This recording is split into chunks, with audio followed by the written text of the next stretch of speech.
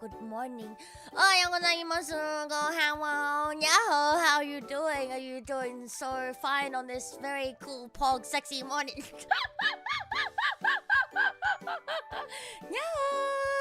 Did the pre-stream studying keep you? Yeah, I was studying so hard. The Bibles kept me, man.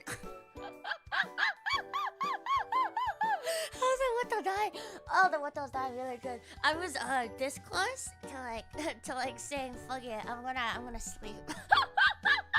But you're lucky that I wasn't this close, because it wasn't like this close, it was like that close. So I like didn't actually end up just fucking it and just sleeping.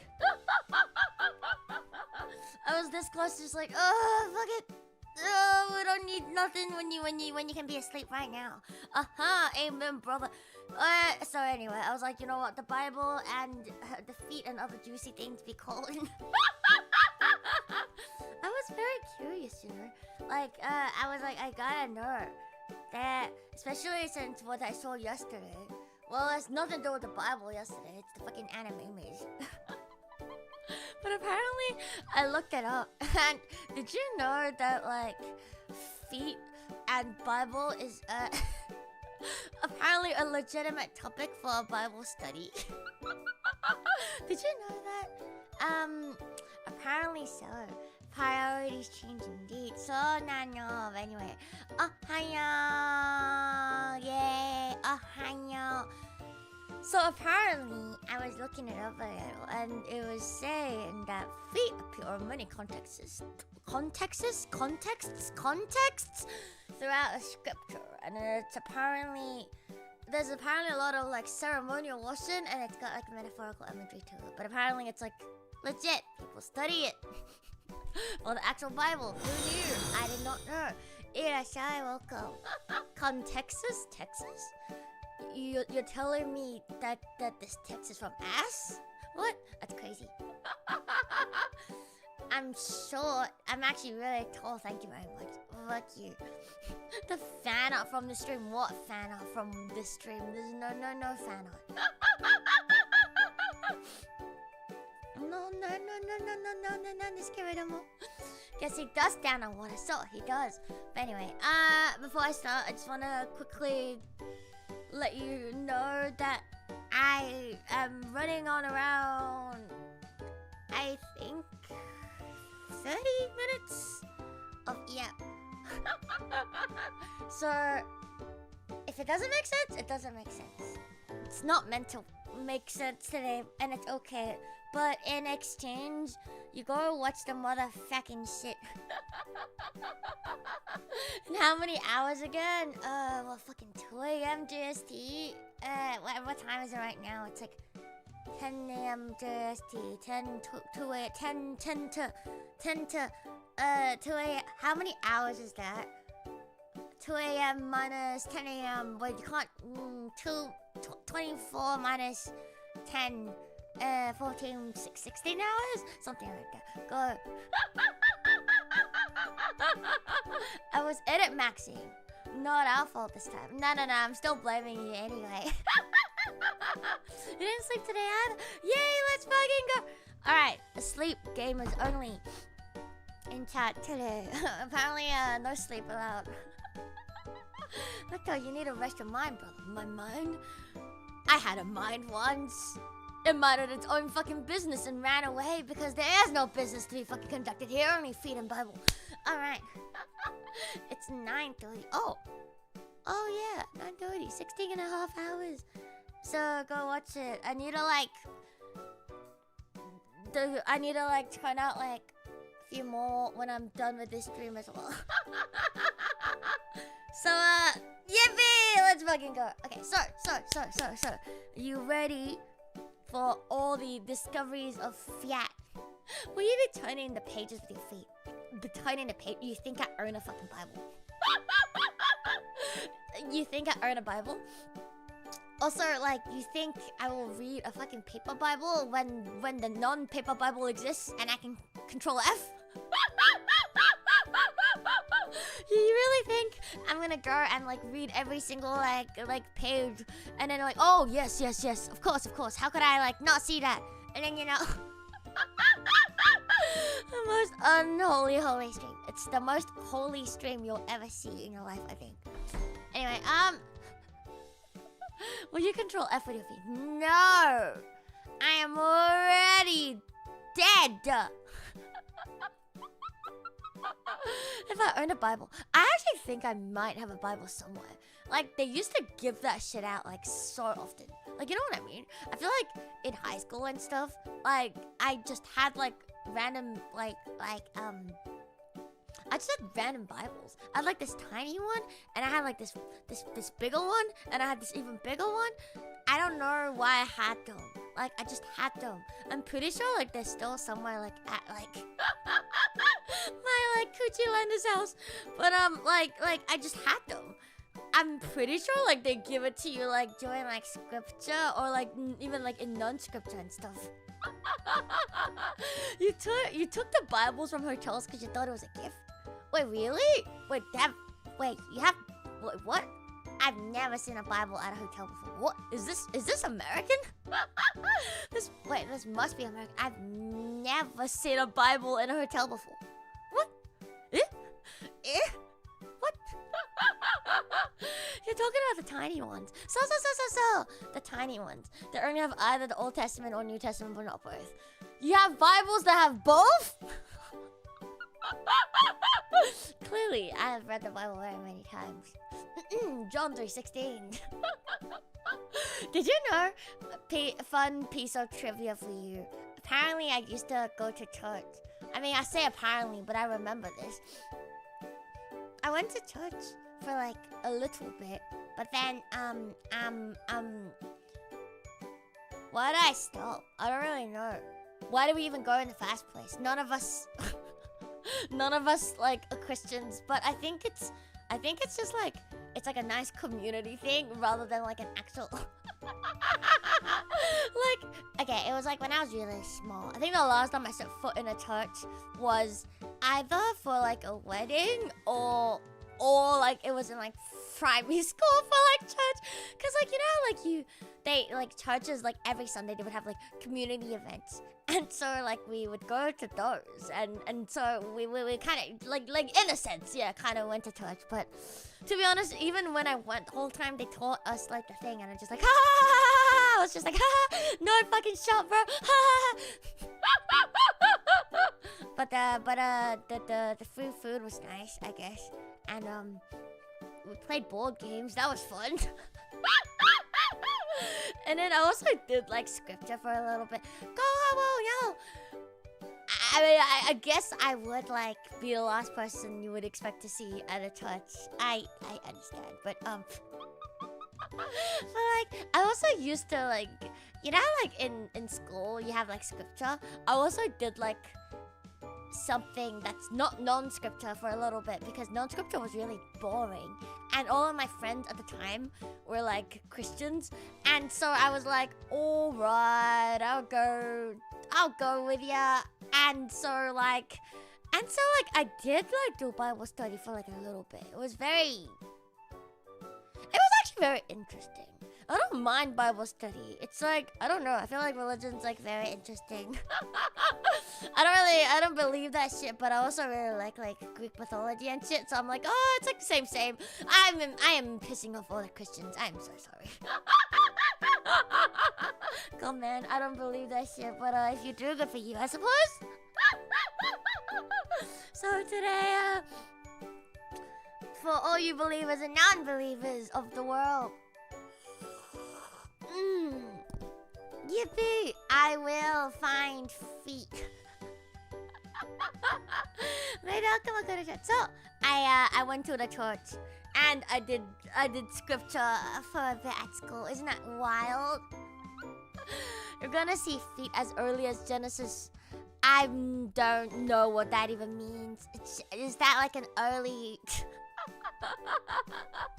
All I know about the Bible is like random people wrote it. It's basically like a diary and just random people writing random things and I don't really understand. I'm gonna become a convert. Alright. Convert to Christianity right now. You wouldn't. It's the first book. How am I supposed to know? Bro, you're saying this as if like that's common sense. You're acting as if like I'm just meant to know everything about the fucking Bible. Do not doubt me, my dearest child. Genesis means the beginning. Okay, well, okay, fine. But how am I supposed to know? What if like some dude was called like Genesis? So how am I supposed to know the difference between a... Hey! Hey! I was using that! I was literally using that. Stop it at once.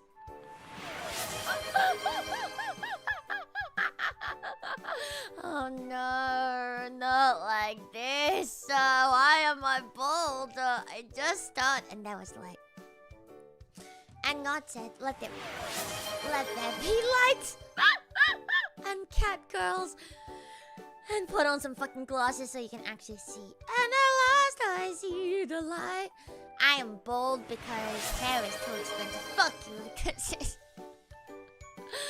oh, me or me. I know I look like a... Stop it, I know. I have cancer of the balls. Leave me alone. This is why I need Jesus, alright? To kill the cancer of my balls.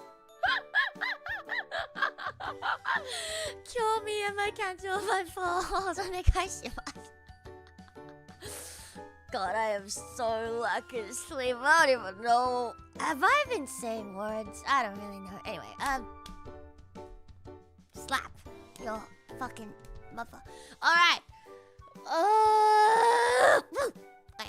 Hi. Have I met you before? You look familiar.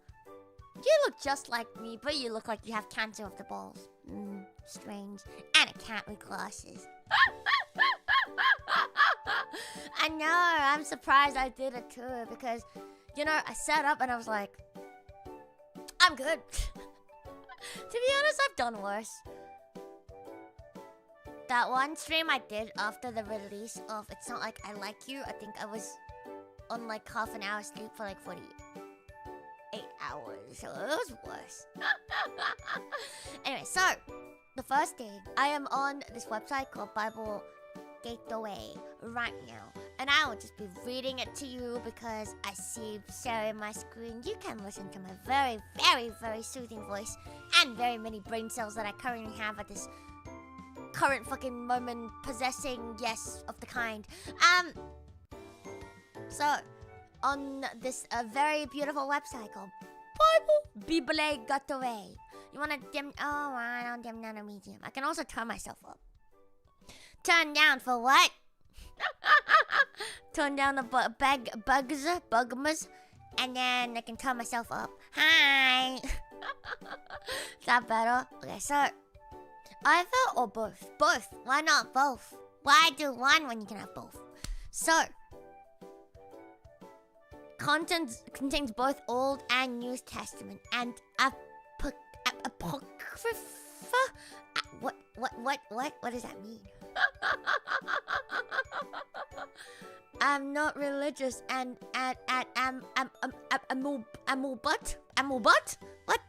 but what kind of name? That's a lot of big words.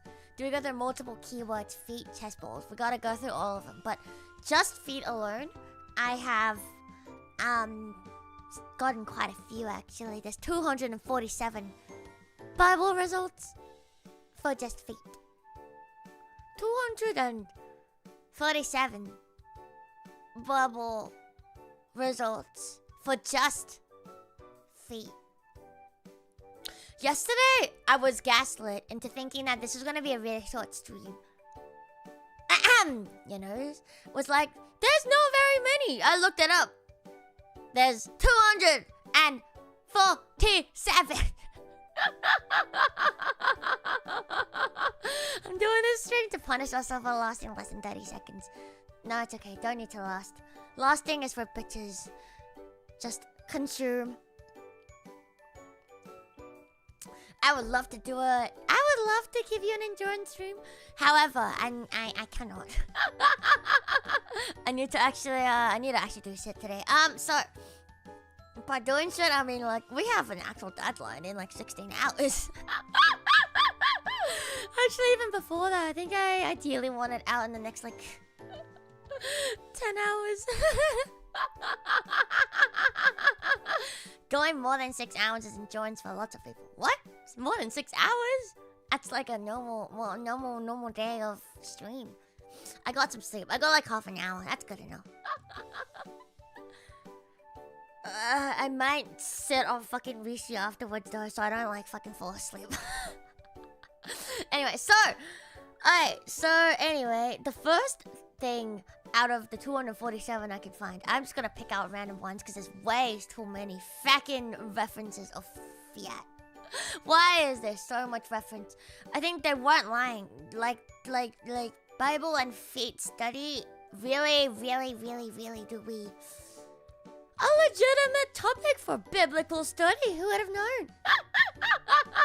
I can yell at you in VC. Yeah, yell at me. Do it. Alright, so the first one I found is actually in Genesis. I don't know what you mean by 1:1 because the first one I saw is at 18:4. So unless this thing isn't showing me everything, I don't see Genesis 1:1. I only see Genesis 18:4. I don't really know why they separate into 18 and 4.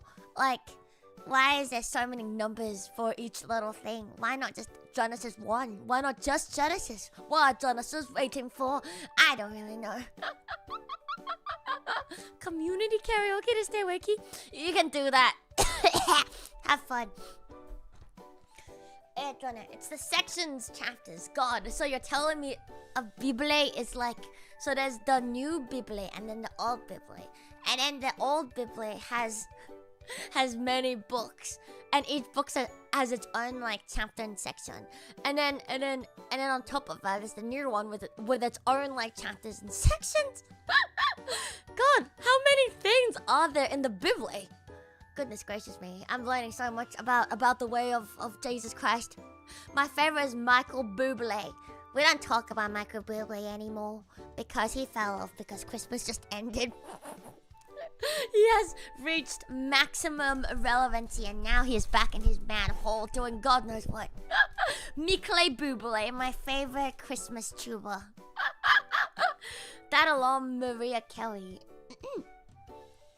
Anyway, so the very first thing I could... Oh my god, my head is really distracting me. My head is it just me or is this really distracting? It's just me? Okay, cool. Genesis 18:4 records, I think, to be the very first entrance of fiat in the Bible. It says, let a little water be brought, and then you may all wash your feet and rest under this tree. It's not as spicy as I thought. It's not as spicy as I thought. I ain't spending 50k to give your hair back. It's okay, I can give myself my hair back. It's just that I can't, like, you know, undo it straight away because then it feels a bit mean. But it's okay. Time has passed. Yippee! I really don't like these goddamn glasses. Stop it. I don't want to wear glasses. Leave me alone. Why are we washing the feet? I don't know. So, let a little water be brought, and then you may all wash your feet and rest under this tree. Amen. I feel like today is the only applicable day to use. Today we actually should be amening all over the place. Amen. Might be able to speed through some of them. So. Words at the words? What do words mean? Words have meaning? They do? I haven't figured out. What if I want dirt to cover my feet? Well then, I guess you should not follow Genesis 18:4 and let a little water be brought, and then you may all not wash your feet and not rest under the tree, maybe? Alina, oh great little buns in the land, down under unholy be thy name, and holy Father of us all, please punish us, for we have all been naughty, you fucking cuts. It should be amen as women came from man's rib, so we're better. What does that mean? It should be amen as women came from man's rib, so we are better? You're telling me that you're better?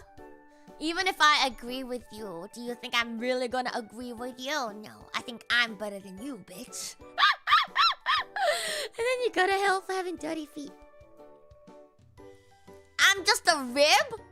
Like a McRib? Is that what the McRib is made out of? Me? That's what a McRib was! This whole entire time, the McRib was right there with me. The McRib was literally in the fucking same room as me. The McRib was literally me. This whole entire time. Wait, for real?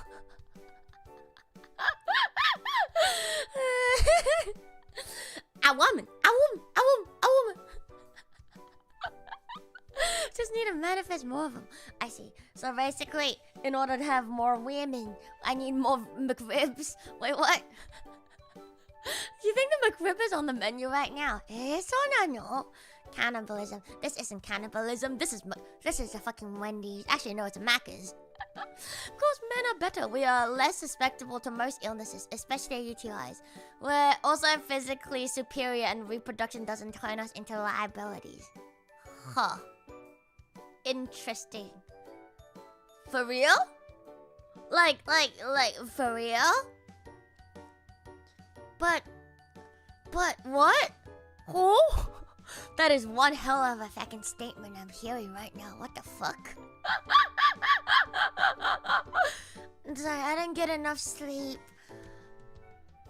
I didn't get enough sleep. Are you being serious right now? I can't tell. I cannot tell. Are you? Yeah, I was literally gonna say, like, maybe you're more resistant to UTIs, but I'm really resistant to the cancer of the balls and the prostate. Like, you know? What do you mean superior? And reproduction doesn't turn you into liabilities. Oh, I am so sorry. Look. You know what? I am so sorry. I apologize on behalf of all womankind for being liabilities when we give birth. Simply, I will just not. From this point onwards, we should just not. You're right. What a fucking waste of time. Children? No one wanted that shit anyway. Then, boom, we're equal. No more liabilities when we reproduce. It's almost like, you know, apparently, like, humanity needs children to, like, fucking survive or some shit. What a fucking... Is this a real comment? I'm so confused. I will take it if it's a shitpost. You have time to tell me that you're shitposting right now. It's too many of us anyway. So. Yeah, you shouldn't. Wait, fuck. Yeah, you shouldn't. Yeah. You're physically superior. That I can't really disagree with, I guess. Like most men, I guess, are stronger than women physically. That I can't really say anything against. You won. Congratulations. You won the argument. But at what cost? At what fucking cost? Now no women will ever bear your children because apparently we're just liabilities now. But yeah, exactly. Like, men don't have tits. Like, what am I supposed to fucking look at? Your fucking ball sack? That shit ain't fucking pretty. Like, what the hell? Your friend is a hand lover. He hates feet. Good for your friend. You know what? Like what you like and hate what you hate. It's good. It's good to, like, believe in what you care about. Truly. Genuinely. I don't want to win. Do it over, please. Oh, okay. I'm so sorry. Women? Women good? Titties? Love? Huge? Yeah? Booba. Colorburn.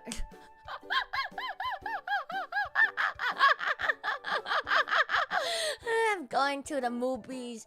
The movies, feet, ew. Yeah, you would hate feet, wouldn't you? Reach of a feet connoisseur. I know you hate feet the most out of this entire world. There's nothing you hate more than feet. Feet hot, I'm so glad. I'm so happy for you. As is the role of a man in a marriage. Now, wait, what is the role of a man in a marriage? Loving movies? Wait, what? I feel like that's a little bit gay, no? Oh, like in a gay marriage? Yeah, I guess like you should love your husband's movies if you're in a gay marriage. Absolutely correct. Oh, to agree. No, I feel like if you're... I'm so confused. I'm just not gonna... No. Get your shit out of here. Fuck you. You're fuck. You're fuck. You're stupid, dumb. Just fucking suck on some feet and just shut the fuck up. Alright, Alright, next up we have Janice. I wish I could think right now. I really cannot. 19-2. This is so much worse than drinking, I swear to God. 19-2, it says, Oh, there we go. This one's spicier. Are you ready? My lords, he said, please turn aside to your servant's house. You can wash your feet and spend the night. Ooh, wash your feet and spend the night. And then go on your way early in the morning. No, they answered. We will spend the night in the square. The lords gave up the opportune to wash their feet and spend the night in their servant's house? Scandalous. I have no idea. I think this is probably one of those things where it's, you know, like, look at us. We're such good people. They refused the feet washing. They're like, no. Feet washing, not for me. I'm gonna spend the night in the square and I'm gonna be fucking dirty. Who knew the Bible was so juicy? I didn't remember it sounding so gay. Oh, we're about to discover how gay the Bible... We're about to discover the real man Jesus Christ really was. Washing without purpose is wasteful. So. Why waste water, you know? Think of the children who don't have access to water. Every drop that you spend washing your feet is a drop that could have probably not gone to their mouth. But you know what?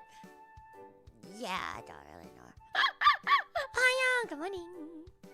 I wash yours. You would? Did the author have a foot fetish? The author of the Bible? That's so funny. The author of the Bible. I love that so much. The author of the Bible. Yes, the singular author of the Bible. Me, it's me. I wrote the entire thing. It was me. It's so funny. I love that. Speaking of feet, I'm so glad I was born in an era where shoes and concrete exist. How do people get through forests and shit on their vulnerable bare feet? To be honest, like, you get used to it. Like, if you, there's people out here who really do be, bare feet maxing, and, their feet can, they can get through all sorts of shit with their footies, man. I know a girl who can, like, do you guys know what bindies are? Is that like a stupid Australian term, or does the rest of the world know what a fucking bindi is? You don't know? Oh god. Oh fuck, what is a bindi? It's like this little tiny like weed, and it's like kind of spiky. That implies a non-stupid AU term. Hey, Macca's is a great term. Shut up. But like a bindi is like this tiny weed, and it's like it grows in patches, and it's got like little spikes on it. So when you step on it, hurts because it's like spiky. So they call it bindis, and they kind of like grow everywhere, like especially on like patches of grass. And it's like the worst thing ever if you, because like when you go on like sports carnivals, or like you basically go on any oval and the teacher tells you to fucking sit down, you best fucking hope that you don't sit on a fucking patch of bindis. But anyway. Oh, hello, Galaxy. No. But anyway, so like essentially, like it hurts. And I have a friend, she just walks on it like nothing with her bare feet because she's used to it. So like what I'm trying to say is just like, of course we have concrete and shoes, but it's like if you didn't have it, your feet would have just gotten used to not having, you know, like these things, and it would have like adapted. And it's not that easy. It's not that hard for it to adapt. So yeah, holy shit though, Australia has natural wild Legos. That is the funniest way I've heard someone say, like, refer to a bindi. Natural wild Lego? No fucking shot. That's actually so fucking funny. I can't believe it. We have natural wild Legos. No, it's accurate. You're right. You're so fucking right.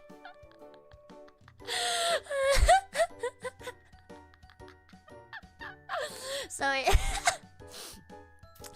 what I'm trying to say is like we have those kind of things, and it's really funny because she goes around like bare feet and she can get used to it, but she is not used to like hot surfaces. So what she would do is like when it gets really hot in the summer and the concrete gets really hot, she would cool herself off by like stepping on bindis.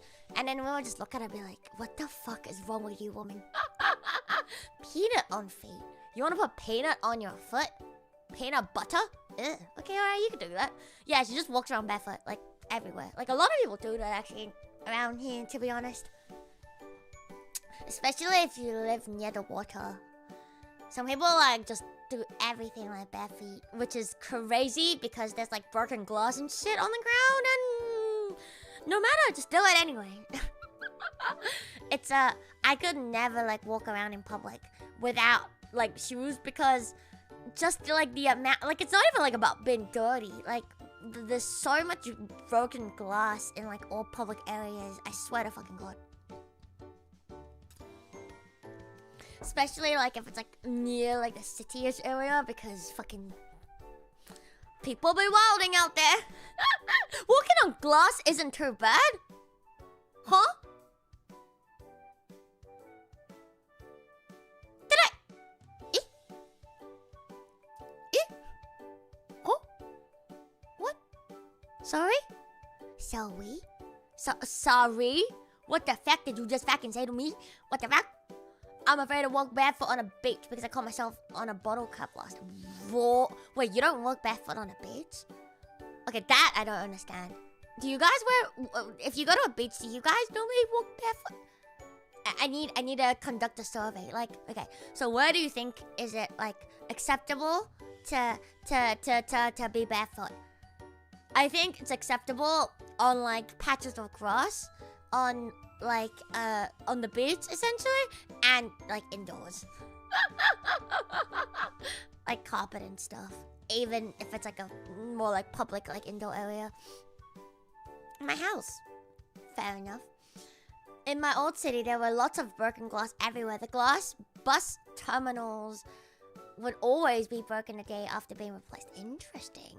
I feel like, yeah, there's just glass everywhere all the time. Walking on glass is comfy. Only when it's broken is it an issue. Oh.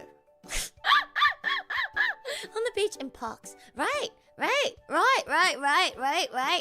sorry. Is this a real survey or just a dust fetish? I don't give a fuck what you do in your spare time, my dude. I just want to know because like not being able to walk on the beach with your bare feet is crazy to me because wearing any sort of like foot apparel on the beach is suffocating. Like sandals are okay, but even then, like when fucking sand gets in between your fucking toes and it fucking like chafes, and like walking on the beach with sandals is also difficult because it like sink. Like you know what I mean? It's just so much easier to be barefoot on the beach. Never had an issue with beaches yet. Shoeless, right? Exactly. We hate sand. I really don't like sand. Sand. Whenever I go to the beach, I always find sand in all of my fucking cracks. It's so stupid. Sounds fair. Wouldn't in a city because of all the trash. No, hold on that. Chafing smells good. You like chafing? Okay, that's cool. It's cool. Your grandfather used to go to the beach in socks and sand. Socks?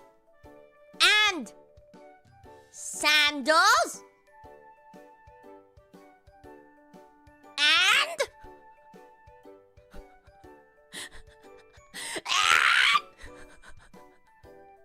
what? Wearing socks with sandals is a separate crime that I will not even... I'm not going there again. Wearing socks with your fucking sandals is a fucking crime, and you can't change my fucking mind. My mind is not to be changed. It's a fucking crime, and you shall be sentenced. What? What do you mean, what? What do you mean, what? Grandpa gets it. Grandpa gets it. You would wear socks. You're cancel. Cancel sock sandal wearers. I have found it. This is my fight. This is my fucking fight to fame. I'm gonna fight about it. I'm gonna start shit with bitches that wear sandals and socks. This is how I'm gonna get clout. By fighting people who wear socks and sandals together. We need to have a guy in the town who goes around in shorts, no shirt, basically in any weather all year. Not sure if he can use shoes or not. Okay, cool. Socks with sandals is unnecessary. It's not only unnecessary, it is a crime. Ban it. It is punishable by be-feeting.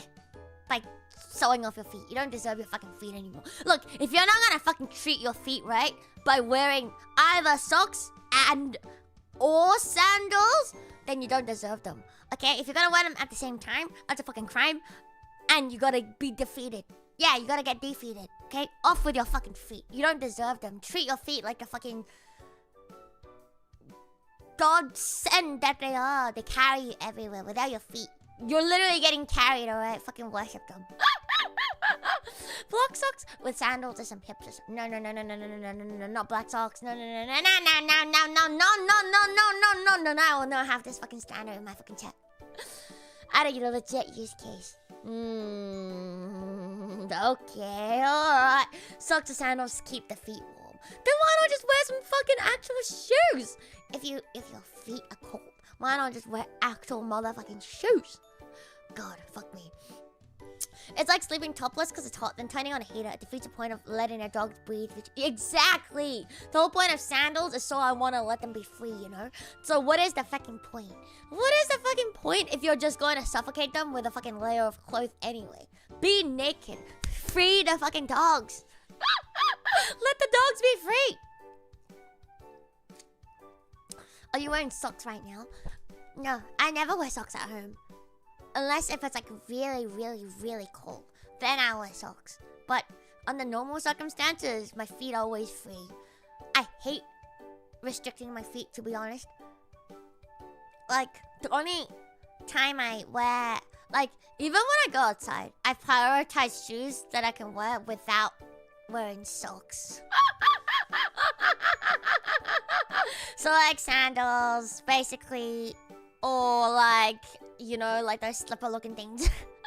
I just hate putting on shoes. It's so much fucking effort. Putting on shoes is so much effort. Do you understand how much effort it is to put on socks and shoes at the same time? Summers are sandals because shoes too hot, but had to take shoes off in class, so socks were a must. Not going there barefoot.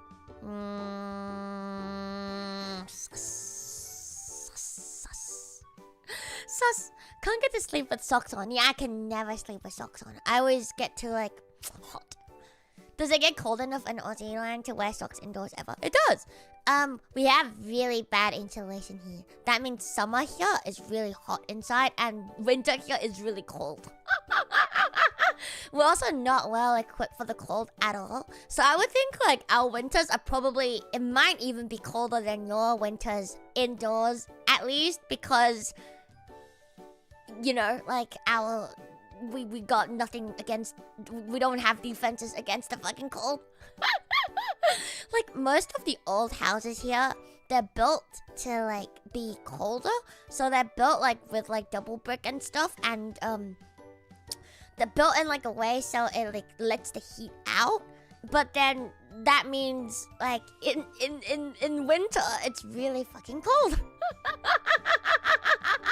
So it's really, really terrible insulation. But then, to be honest, all of the new fucking apartments nowadays, it's so bad that like it basically doesn't exist. Like summer is hot and winter is cold. At least like the older houses, like it's really cool in the summer, which is nice. So you don't have to like use an aircon essentially.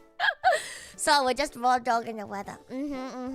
That's why like everyone is always like, oh my god, like why are you fucking complaining? You don't even go into like the negatives in the winter. Like it doesn't even snow. Like how can you say it's fucking freezing?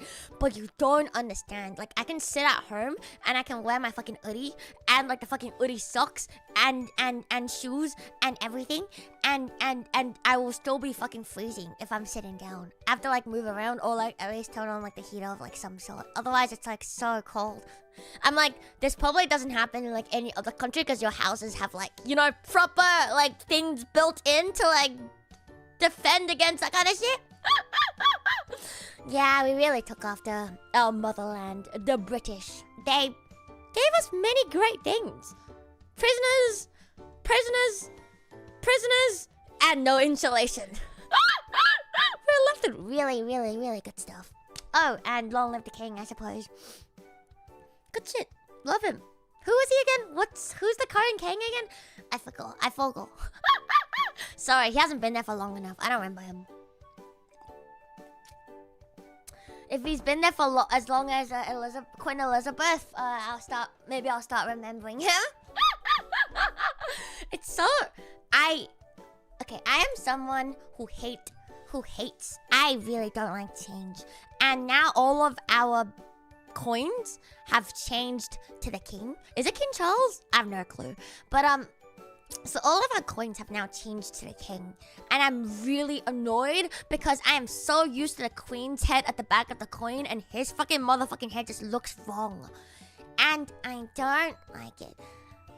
I hate that so much. Like, give me back my old coin. I don't want a man on my fucking coin. The queen was so much better. Anyway, but yeah. We should rename him. Yeah, he should be renamed King Elizabeth. Why are you time checking me, bro? Anyway. Alright, fine. Let's move on. Don't like head from some old. No, I don't. I prefer head from an old woman who's already deceased. It feels wrong for the money to not have big. Right! Where's my big Lizzie L dog at, man? I miss. No, she's the big E dog. My big E dog.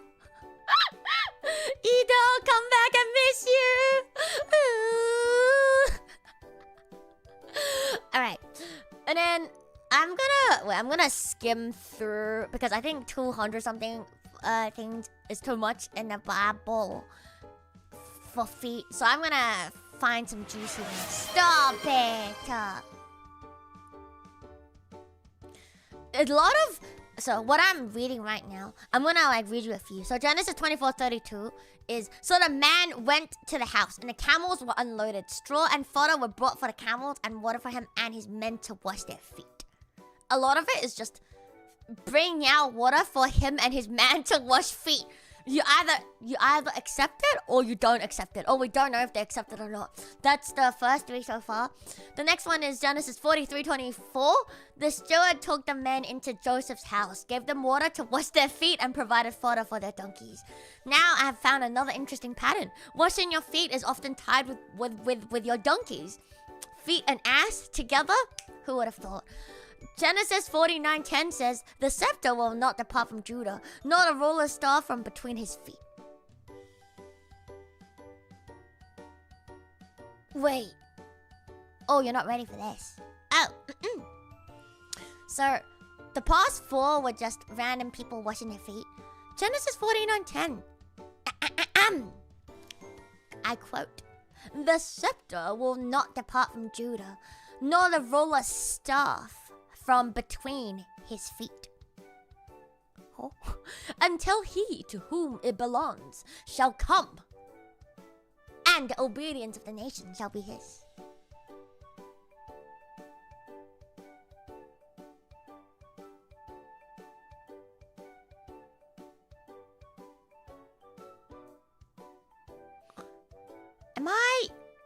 not understanding this. I'm a visual learner. Can you explain that again? Okay, from my normie Christianic, that's not a word, unchristian understanding of this sentence based on purely surface level meaning, the scepter is in between.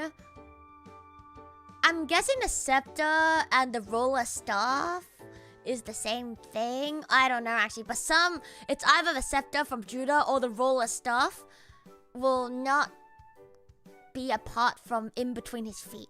So basically the scepter is in between his feet, a large rod in between feet, someone's feet, I don't know who, until he, to whom it belongs, so until the actual owner of said staff comes, and then the obedience of the nations shall be his.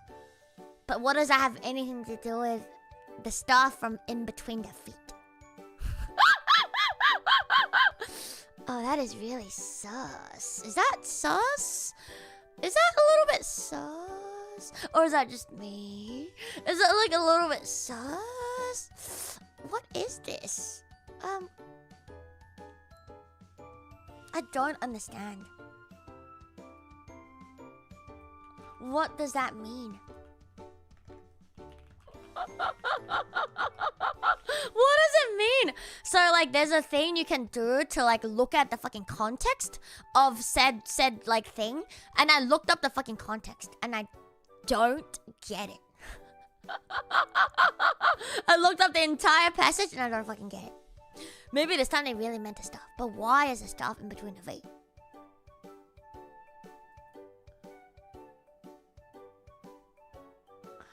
Oh, okay, so I looked it up a little bit. I don't like feet, but W, blasphemy. Is it against the Bible to love like that? No. Like Jesus said, love thy neighbor. I am not your neighbor. I don't know why I said that. Okay, so. You learn something new every day. Now we have more use of the word feet. Are you ready to incorporate more feet into your life? Into your everyday vocabulary? Because get ready for this. So apparently, between his feet is an idiom. It means from his descendants or from his lineage. So essentially what this means is this passage means that like the people will keep holding on to like their authority until a specific future ruler comes. So that's what that means. Apparently this entire thing, the scepter will not depart from Judah, nor the ruler staff from between his feet, until he to whom it belongs shall come, and the obedience of the nation shall be his. So here's a really whimsical way of saying, here are my descendants. Here are those from in between my feet. If you too one day will ever have to refer to your descendants, you may refer to them as the fruit from in between your feet. What a whimsical phrase that we have learned today. I will be using that a lot, thank you, from now on. So temp, ruler, lineage until the OG comes back. So, that's what that means. But the in the feet bit means his lineage. So, you have a son, right? Hi, your nose. How does your directors, how does, the fruit from born, from in between your feet fare today? Can we like come up with a greeting to greet like people's children? Like, instead of asking, how's your son doing? Can we go up to someone and be like, Sir, pray tell, how does the young'un conceived in between your feet? Wait, how does the young one of of between your feet be doing on this fine Saturday morning? Asleep as all decent people ought to be at this ungodly hour. Oh no, it's over. What are you up then at this ungodly fucking hour? The fruit fell far from the fate. Actually, it doesn't fall far from the fate. It really don't. How are the toes doing? I don't know, but the feet do be doing great. So if like in between his feet means like your lineage, can like the toes mean something as well? Here's a funny one. Last shake of the bag, oldest child. I like that. Last shake of the bag. How is your foot spawn? Devil keeping me awake. Oh. Devil on your shoulder? Oh no, oh no. I'm so happy that I learned this really whimsical phrase today.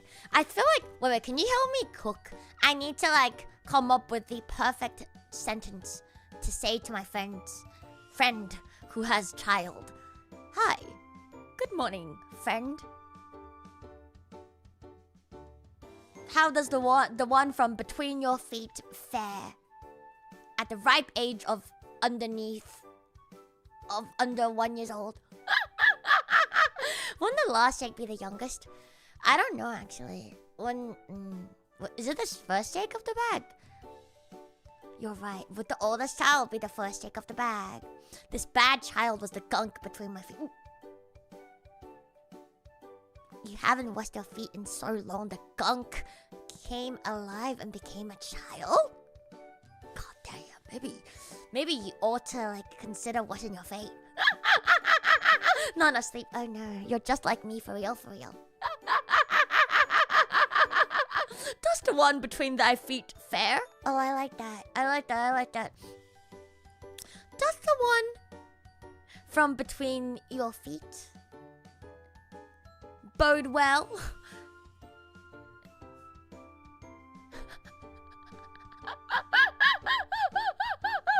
Oh my god, this is so good. Who knew like fucking Bible study was this good? If I knew, I would have studied the Bible more closely. Alright, and then there's other ones. So that was the fifth one. And then there's more from Genesis. 49:33 is when these are boring. When Jacob had finished giving instructions to his sons, he drew his feet up into the bed, breathed his last, and was gathered to his people. Wait, no, that's not boring. He died! Did I just read the man's fucking death? In his dying moments, he mentioned feet? Hello there, Yahoo! In his last moments, he mentioned feet. I think that is... I think we all need to salute this man, I think. Like what?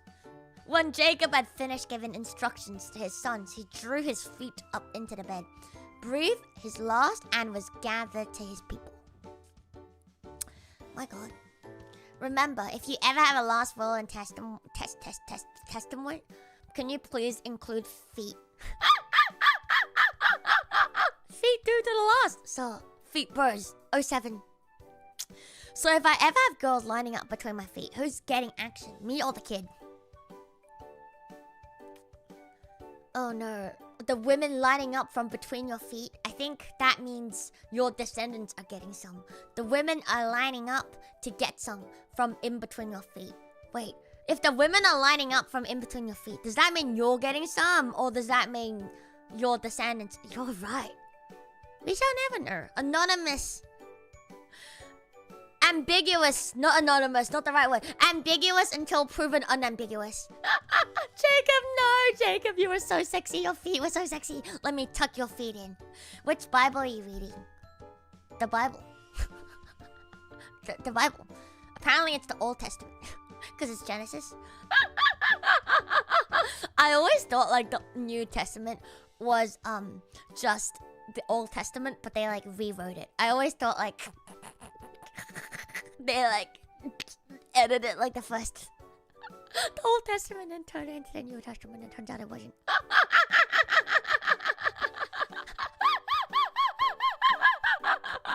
How was I supposed to know? You act like this is common sense, but as a devil, I will have you know that this is absolutely not common sense. I always thought that. Like like, it's called the Old Testament and the New Testament. Like, it makes sense, right? No? Right? See. Thank you, Hedge. Someone is honest. God damn it. So, my roommates at Christian. Like, they're not like Christian. They're like kind of. One of them, like the brother, is like more Christian, but the sister is a bit like on the fence about it. And so she actually taught me a little bit about the Bible the other day, and I was like, oh my god, I never knew. So I learned that like the Old Testament was like, apparently Jesus isn't even in the Old Testament like at all. Like apparently like alludes to him, but he wasn't even like mentioned. Apparently he's only in the New Testament. I was like, oh right, yeah. Apparently it's God. Like I don't know. I don't know. The New Testament was a rebrand. So, and apparently, like, the New Testament is written by his, like, disciples. And the old one was just written by a bunch of random, like, scholars. I don't know why, but I never thought of the Bible as, like, how do I say, like, non-fiction. I always thought it was fiction. I always thought like it was like, you know, like one of those like bedtime stories that like people just wrote stories and they just added in there. But then I came to realize that it was actually just like it's a history book.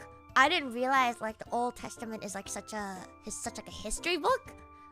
I didn't know. I thought like it was all about like, you know, because like when you think about religion, I'm like, okay, this is like very, very sacrilegious, but you know, like as a non-believer, I'm like, it's made up, right? Like, you know what I mean? So I'm like, history book and like made up shit doesn't like belong in the same sentence. So I was like really shocked to find out that like the Old Testament actually just recorded a bunch of like the history at the time. So I was very shocked. I mean, it could be questionable, but it's still like, you know, it's still cool. Like, you get like a... So I was like, okay, I guess like it's actually pretty cool because you get like some sort of like a glimpse into what it's like so many thousands of years ago. Like, how many things, like written documents, you know, survive like this many thousands of years. Like, it's nice. Like, they're like, there's like laws about like what the old kings used to do. Like the kings, and they like there's like passages about like how much money is like what, and like, you know what I mean. Like it's interesting. I thought. You believe in God? Happy for you. Old Testament is kind of a Christian scam. I have no idea. There are actually mentions of a Rizla in other non-religious texts from the time around when Jay was supposedly up, and there have been floated in such events. That could be events in the Old Testament. Yeah, apparently like it's linked together.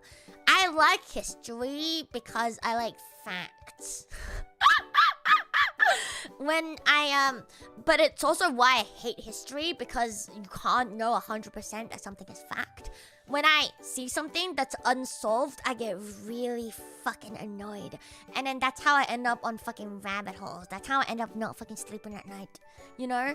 There's, like, I just want to know. Like, I want to know. I just gotta know. Like, what is it fucking like, you know? Like, what was actually going on? But, alas, a lot of history is incomplete. Jesus loves VTubers. Yippee! I would hope he loves everyone, judging by what they say about the man, you know. I just think it's so funny that like it took me so many thousands of years to realize that my homie Jesus Christ be out there writing fucking history books. I actually never been a believer about the time of Jesus Christ, but I have someone who I know that does believe in Christianity. Yeah, I myself I'm atheist. I don't believe in anything. I believe in my pile of bones that is inside me that drives my meat skeleton, which is very cool if you think about it. I'm literally Shinji. I'm already inside the fucking robot.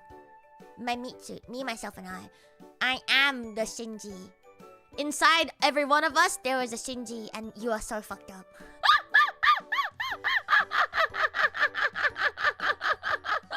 The idea that any documented information from back then could, could not only last as long in perfect translation and bias condition is a miracle.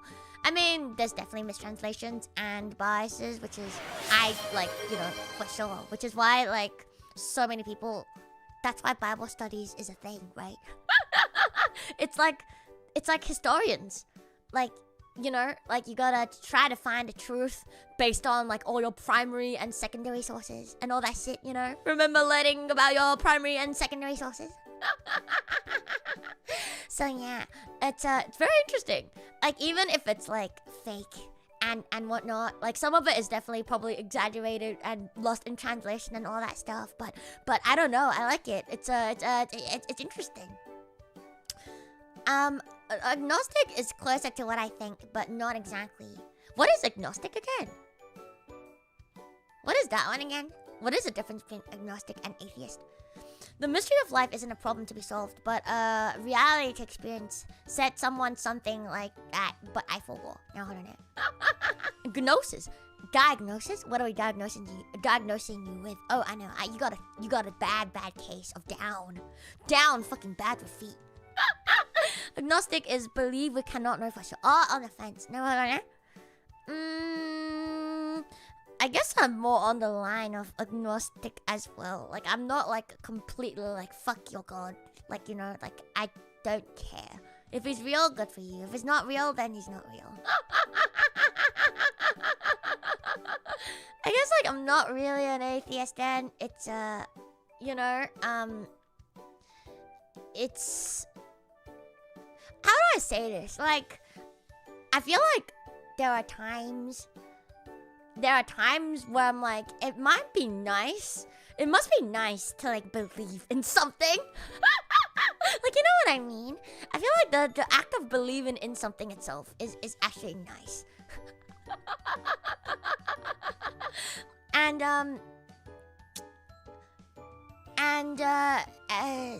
You know, but like I feel like it's just how you are. Like, I just don't. I can't.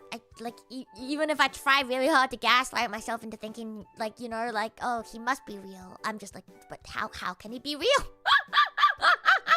How can he be fucking real if I don't see him? If my eyes doth not perceive, is he really real? I do not see my bones, therefore I have no bones. For real. Yeah. It can function as a defense. Like, I think it's, like, pretty powerful to believe in things like placebo effect and everything is very real, so... But, I feel like I believe that, like, I lean closer to, like, there's no God.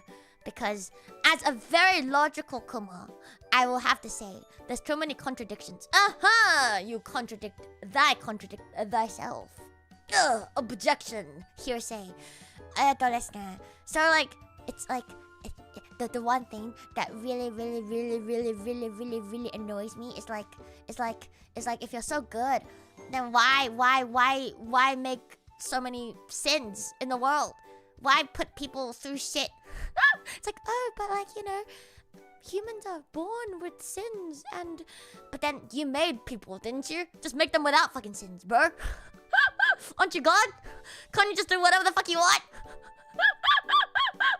So that really annoys me. So I feel like I can never get over that to actually believe. So yeah, that is the hill that I cannot get over. The one thing I believe in is there's like this short story that I read a while back and I kind of liked it. It was something along the lines of, like, it's kind of like reincarnation. But I really like the story. And I'm like, I feel like that's how I've kind of seen things as well. And it's kind of like really, like, different from like a God perspective. Like, you know what I mean? I feel like with like Jesus Christ and God and that, it's like there's like a really like a clear line between like good and evil. And this is good, this is bad. You're good, you're bad. This thing is good, this thing is bad. But then I don't think there's something that is like really like real evil and like real fucking good. It's just, you know, perspective. And so it's like whatchamacallit? So like the whole like concept itself with like heaven and hell also kind of annoys me. Says the fucking devil from hell. It was so funny. Like, I forgot who asked. I think it was a wee wee. She was literally like, oh, thank you, Connie. Thank you, thank you. Unlucky, thank you, thank you. I thought that's now. She was literally like asking really randomly. She was like, "Do you think you're gonna go to heaven?" And then I was like, I didn't think about it. I was like, "No, hell, fucking no." I was like, "Are you really like asking me? Like, out of all people, are you really asking me? Out of all motherfuckers in the world, you're asking moi?" So I was a little bit baffled, but you know what? That was pretty funny. If there really is like heaven and hell, I feel like I'm really fucked. I'm so fucked. I don't believe. I'm just fucked. I am so fucked, bro. I am so going to fucking hell. Goodbye, chat. Like, I mean, I'm already there, so I guess what difference could it fucking make anyway? I don't think anyone go to heaven. No. You just gotta believe. You just gotta believe. Hell fucking no. Are you going to heaven? Hell fucking no. What are the actual charges? Ignore everything people tacked on after the fact just for... don't know. All of it.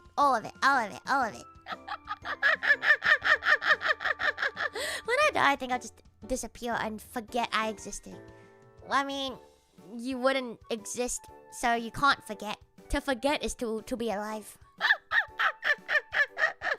If you're dead though, then you can't forget. Forgo. Ooh, deep. Did you know that you can only forgo when you're alive?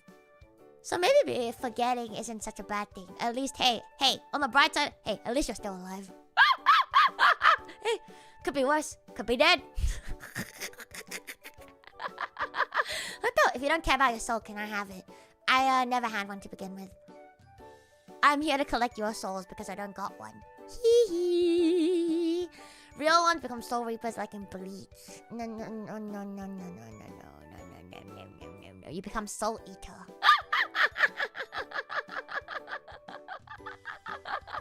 You don't go to hell, silly. If you don't believe when you die, you get what you want. Jesus just leave you like, oh, no. Dibs on my soul. I don't got one. I don't have one. I dibs on your soul. Give it to me. I'll eat it. But anyway, the story I read, if you guys care to listen, it was a man, essentially, who have passed away. And so he passed away and he went and he saw a man. And he was like, oh, is this heaven? Are you God? And the person is like, yeah, I guess you could call me God. And the man was like, oh, that is cool. So he was like, what, am I going to heaven? And then the God is like, no, this is not heaven. This is what you call a transitioning place. And he's like, transitioning? But where to? And God is like, well, I'm gonna, send you on. So, to your next life. You're not gonna remember. But, I was just about to send you. And he was like, oh, that's cool. He was like, so it wasn't heaven and hell. It was reincarnation instead. And God was like, yeah, and ever. Yeah, and also no. And, he's like, what do you mean? Yeah, and also no. He was like, can I know who I was in my past life? Before I go, because I'm curious. And God is like, well, there's no harm in telling you because you'll forget when you're born anyway. But I guess I'll tell you. So he was like, do you see that little girl over there? He was, and then the dude is like, yeah. And God is like, yeah, that is you. And he was like, oh, okay, cool. So that's gonna be me. And then God also pointed to someone else, and he was like, oh, and then that's also you. And he was like, what? Like, what does that mean? And then basically, essentially, like, God just points to every single person, and he's like, they're all you. And then the man is like, how could they all be me? Like, my wife, my kids, they are all me. And then God is like, yeah, you are every person ever. And then he was like, I basically send you down and you live every person's life. And when you die, you come back here and you have no memory, and I send you back down again. And you go through this over and over and over again. And then he's like, but like, what is the point? Like, why am I doing this? And God is like, I'm doing this so you can live out the experience of everyone, so you can become like me, essentially. Like, you can become like an existence that's like God. So it's like you basically, every single person you meet is just a version of yourself, essentially. I remember reading this part and I was like, wait, so every time you're fucking yourself? But anyway, that's not important. So the part was the interesting part was you know, it was like, I was really thinking about that. I was like, oh, that is really cool. Yeah, I am you and you are me. And I think it's like nice because it's like, you know, like we are all, you know, like we're all connected. One is all and all is one. Full Metal Alchemist will never lie to me. Oh shit, I'm Luto. Oh shit, I'm Mr. Beauty Face. I have a beard now. It's over. Wait. Sorry, I gotta look the part. Gotta dress for the job. What job? Having a beard is not a job. Come on. Gotta look the part.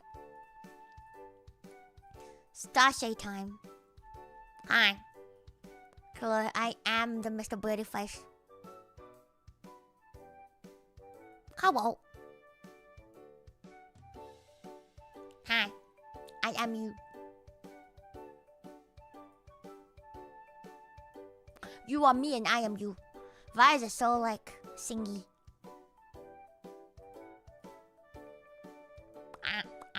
There we go, that's better. Nope.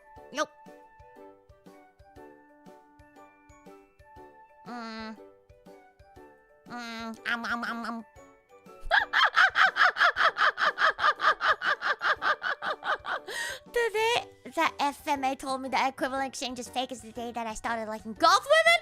I'm fucking real.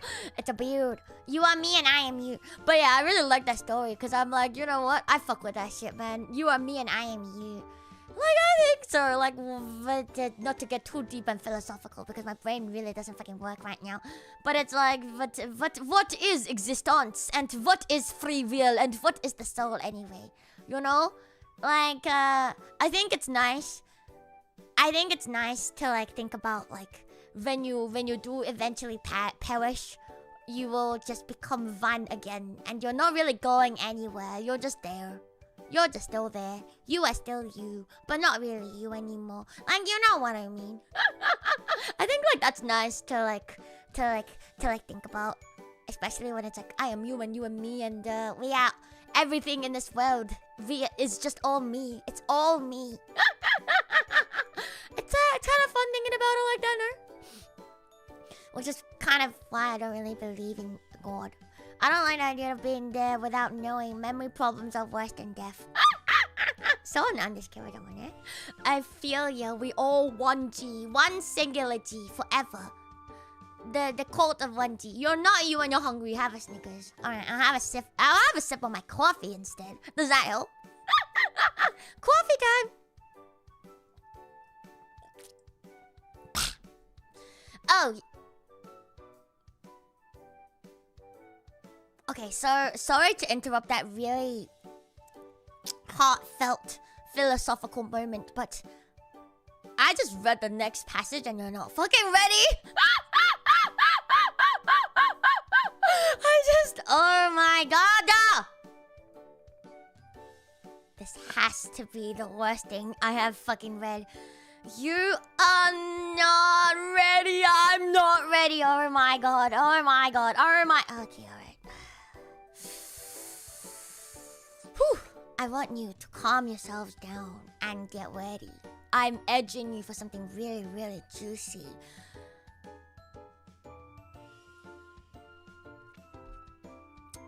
My god. Close your ears, or open them rather, and hear what I have to say. This one is from Exodus. Exodus? Is that how you pronounce this shit? Exodus 4:25. And I quote, "This must be the craziest fucking sentence I've ever seen feet being used in, because what the fuck?" I quote, "But Zipporah took a flint knife, cut off her son's foreskin, and touched Moses' feet with it. Surely you're a bridegroom of blood to me," she said.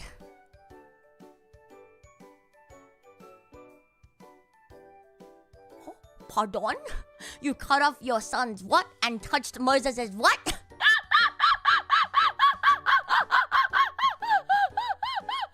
What the fuck? Exodus? Oh, it's Exodus 4:25. But Zipporah took a flint knife, cut off her son's foreskin, and touched Moses' feet with it. Surely you're a bridegroom of blood to me, she said. What the fuck? Why? Context? I need the context. Please give me the fucking context. So, okay, the entire version is, at a lodging place on the way, the Lord met Moses and was about to kill him. But Zipporah took a flint knife, cut off his son's foreskin, and touched Moses' fate with it. Surely you're a bridegroom of blood to me, she said. So the Lord let him alone. At that time, she said, bridegroom of blood, referring to circumcision.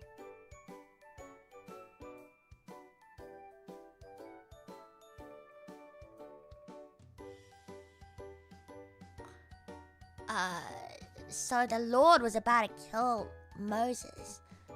I don't know who the fuck Zipporah was, but she cut off her son's foreskin, and because Moses' feet has now been in contact with his son's foreskin, the Lord let him live.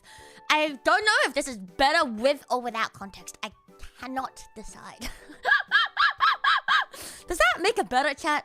Like, does it make it any less sus now that you have the context? I'm ready to dedicate my life to these words. Don't ever forget. With a flint knife, cut off your skin's foreskin and touch Moses' fate with it. Howdy, music guy. Nyah. You just joined for the most fucking sane sentence I've ever uttered in my entire life. Context is everything. Did it really? Really?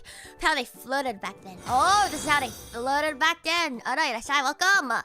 The music guy. To be fair, if I was gonna beat someone up and some lady started rubbing their son's foreskin on their feet, I wouldn't want to touch them either. Okay, fair enough. That'd be instant divorce if my wife did that. I don't know if I can top that. I feel like... Okay, guys, remember, Exodus 4:25 is the most fucking crazy thing I have ever fucking read in my life. I don't know if there's gonna be a more crazy passage today. I was thinking that the craziest passage today would be like Jesus like kissed foot or something. This is so much worse. This is so much worse than fucking Jesus fucking kissing feet. Follow immediately because of what I just read. Understandable. Have a nice day. A lot of Moses related stuff as well. Is Moses the one that parted the fucking sea? The Red Sea? That is him, right? That already sounds really sus. Moses parting the Red Sea. He eventually sends Zipporah and his children back with her father. Interesting. So if I'm about to be banned, some of us still have a lifeline. Oh, no, I don't know. Probably not involving feet, but there are crazier ones. Damn, what the hell? We already peaked 7 passages in. We've peaked. Now I'm just trying to see, in like the next hour or so, if I can find any that's more fucked up than this, because I don't know if I can find more. I think I want to do more Bible study streams. Like, the Bible is fucking juicy, y'all. What the fuck? Why have we been sleeping on the fucking Bible? Why have we genuinely been sleeping on the Bible? This is like the juiciest thing I've ever read in my life. Like, bro, like 50 Shades of Grey has got nothing on this man. Like, you gotta learn from the very best. Thank you, but I'm not doing a vocal warm-up right now. Just look up foreskin. Oh no. Next time, we're diving really, really, really deep into the fucking Bible. Are you ready for more Bible studies with your favorite Kuma? This is so insane. Like, what is up with that?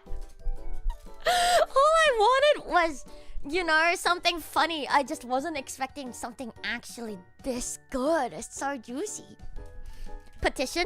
Thoughts on me doing more Bible studies? Yes, no, yeah, no, yeah, yay, nay, yay, nay, nay, yay. I feel like I'm gonna piss off so many Christians. I'm so sorry. Look, I'm not here to piss you off. I'm just here to study the Bible in my own way. Surely this in its own form is a way of appreciating the spoken words of the followers of God Himself. historians. What a fun stream. Thank you. Jesus would allow it. I thought so. Jesus is my friend after all, my homie. Anything to piss off more Christians. Oh. Christians are scary. I'm scared of really hardcore Christians. They scare me. There's nothing scarier in this world than really hardcore K-pop stands and hardcore Christians. Actually, not just Christians. Any religious person who's really hardcore. There's nothing scarier. K-pop stands and hardcore religious fellas. That very scary. So none this character was scary. Oh, and also racism. Racism also scares me. Oh, terrifies me. You mean the difference in skin color get you to act so nasty? What else can get you acting up, my dude? That is very scary. Like I said before, more K words. All right, we gotta do this. You know what? This is my arc to like clip farming. I'm gonna farm so much clip with this. This is my ticket to fame. I found it. I found it. I fucking found it. Every single one of these phrases is just a singular clip. All right, say less. This is it. This is my legitimate streamer arc. I become a clip farmer now.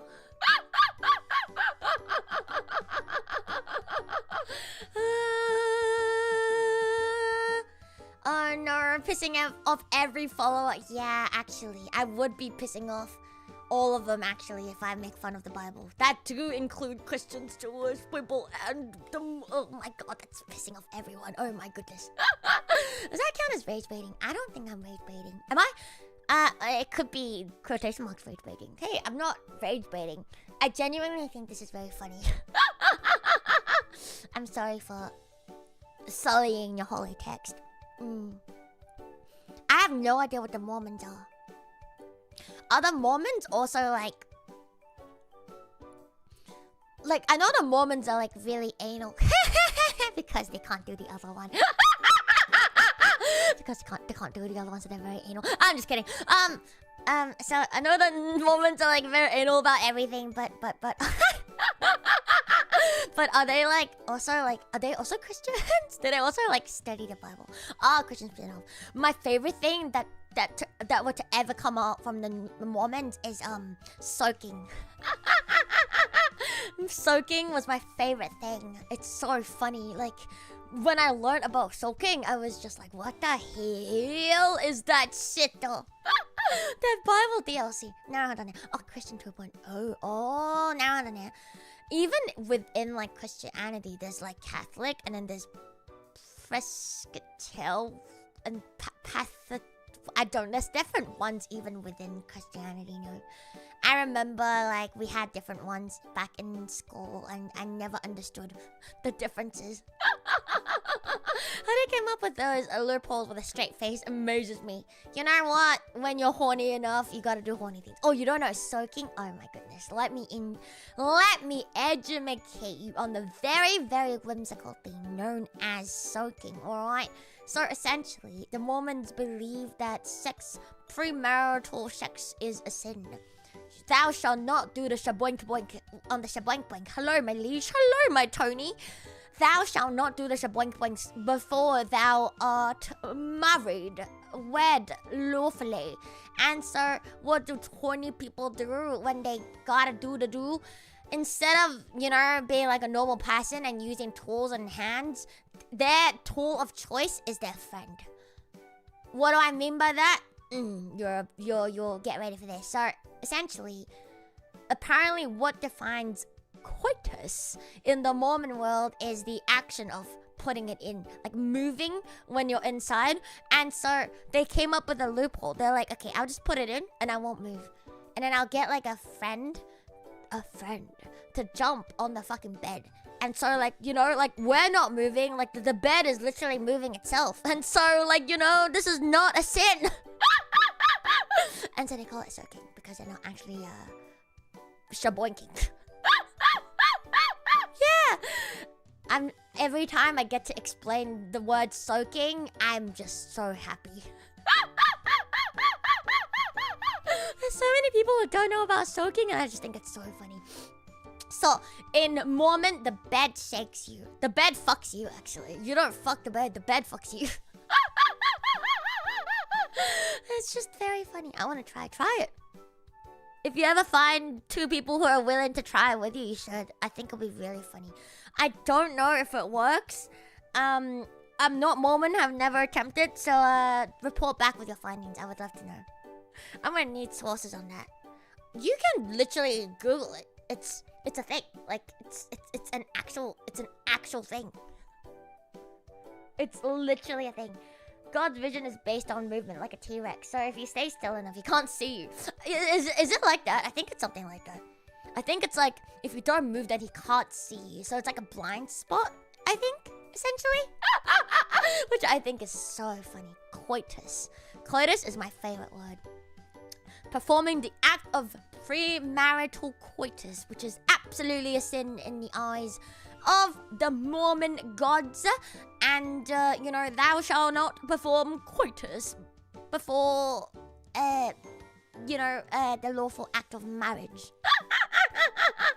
Which is really strange, because being married is like a law thing. So like, what does morals have anything to do with the law? Who knows? Why is not obeying the law a sin? I don't know, because, you know what I mean? It's strange to me. Anyways, whatever. Mormons come to my door every so often. I just ask them, please ask them. I would love to know. I don't think I've ever met, like, someone who's Mormon. I don't think I ever have, to be honest. I don't feel like we have very many of them here. Maybe? Or maybe I don't... Where the Mormons at? Hello, bacon. So, coitus and soaking. It's very good. Alright, moving on with more feet. Pasages.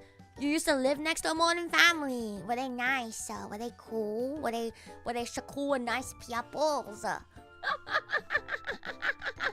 My parents... Oh, me, oh my. I can imagine. My condolences about that. You know what? You can't pick your parents, but you can choose your own path, child. Be free. Be free, child. Be far, far away. If you don't believe in it. If you believe in it, then believe in it. Believe in it whatever the fuck you want. I'm not gonna stop you. To be honest, I don't have a problem with anyone who's religious. My biggest problem with religious folks is those that, like, fucking yell at me for, like, not believing. It's kind of like vegans. I don't have a problem if you're a vegan, like, at all. Like, it's cool. It's just that, like, the feckin', like, people... I actually haven't really met many of those vegans, but, it's like the stereotype. And most vegans are, like, pretty nice. Most vegans are, like, very nice people. But there are, like, this small few who ruin it for everyone else. Who's like, it's like, oh, you're not a vegan. I'm like, are you, like, a bad person? Like, I'm just better than you. Kind of vibe. And it's like the same train of thought for me. It's like, I just hate people telling me what to do. Like even if you come from, like, a good point, like, you have a point, like, maybe being vegan has, like, it's good for you or good for the environment, whatever. Like, I'm not saying you're wrong. It probably is better, but goddamn, I like eating my cows. I'm not ready to give it up. I'm a terrible fucking person. Fucking sue me. I'm so sorry. I'm not about ready to give up that fucking juicy cut of steak, man. I'm not ready to give it up. I'm so sorry. Like, I get it. You're better than me. You are better than me. You win. Good job. Congratulations.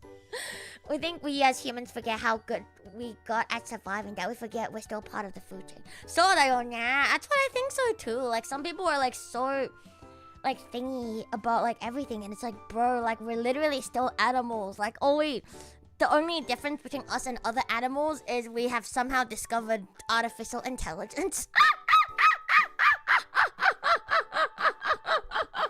That is the biggest difference between all of us. Animals don't got AI, but we do. And is that really so much of a better thing? I don't know about that, actually. I feel like my life pre-AI days were better. NGL, I think the animals are cooking. So are we really fucking better? Give me back the pre-clanker days, please. Give me back my pre-clanker. I missed the pre-clanker days. To grow kabage, you need to destroy the topsoil, which is where all the small animals live. Whatever. You know what? It's always like this, you know? Like, it's to survive, you have to kill someone or something else. I don't think there's any way to survive in this world without murder of any kind. To live is to commit murder. Not exactly on your own kind, but on different species, you know? To live is literally to commit fucking murder.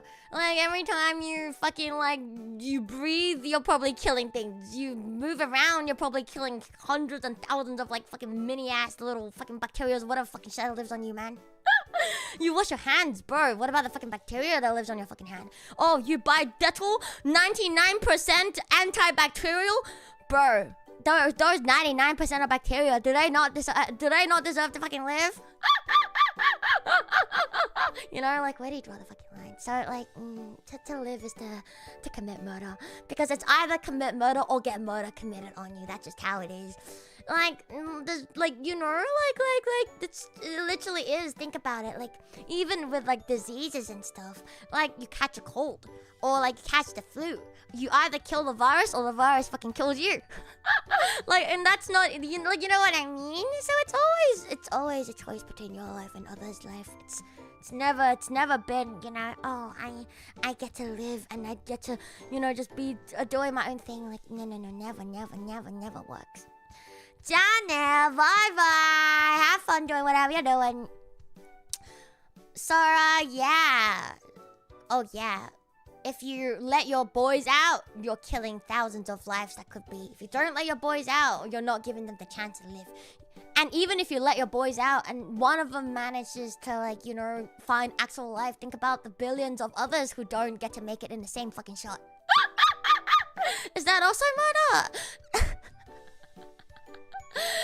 Exactly, drinking a probiotic so millions of bacteria can live inside to cancel out my crimes. But then they also, what if they, like, also kill your other, they fight the other bacteria in your body. So I'm just saying, like, I just hate people like that. Like, they're so like, oh my god, I'm like better than everyone else. Like, just shut the fuck up, man. Like, just literally shut the fuck up. You're drawing a fucking arbitrary line that fucking suits your own fucking narrative. Or look at me. This thing is conscious, therefore I will not eat it. Like, fuck off. Like plants are conscious too. Apparently they have found out. Viruses want to live too. So, like, So yeah. The body is like the hive and the gut bacteria is like the bees. What? That is an analogy I don't understand, but I welcome it nonetheless. Often when you get seriously sick, the immune system will kill you before the disease. Oh, that's true, actually. But, you know, that's true. I mean, that's kind of how fevers work, right? It's like, it's trying to kill off the bacteria.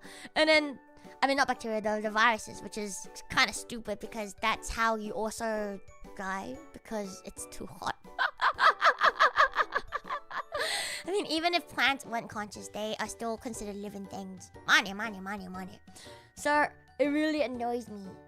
It really, people that go around telling other people what to think and how to believe and telling them they are wrong for, like, believing in what they want to believe in is really annoying. Analogy, because gut bacteria lives in the anus.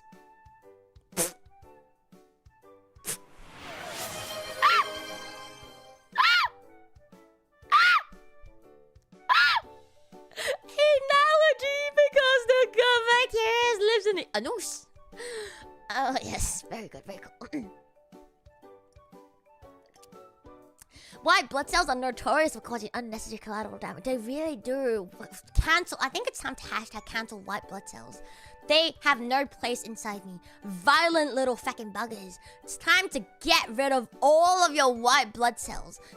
Hashtag stop this violence. Hashtag peace in my body. Hashtag cancel white blood cells. Oh man, that's crazy. Anyways, now that we have tasted peak, I need to move on to find more peak. Alright, I need to read you more. So, remember what we just read? Remember how peak it was?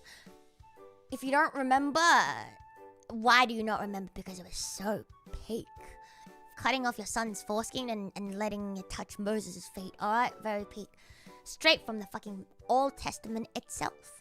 So now we have Exodus 4:12-11. I don't know if this one's spicy, but let's read it.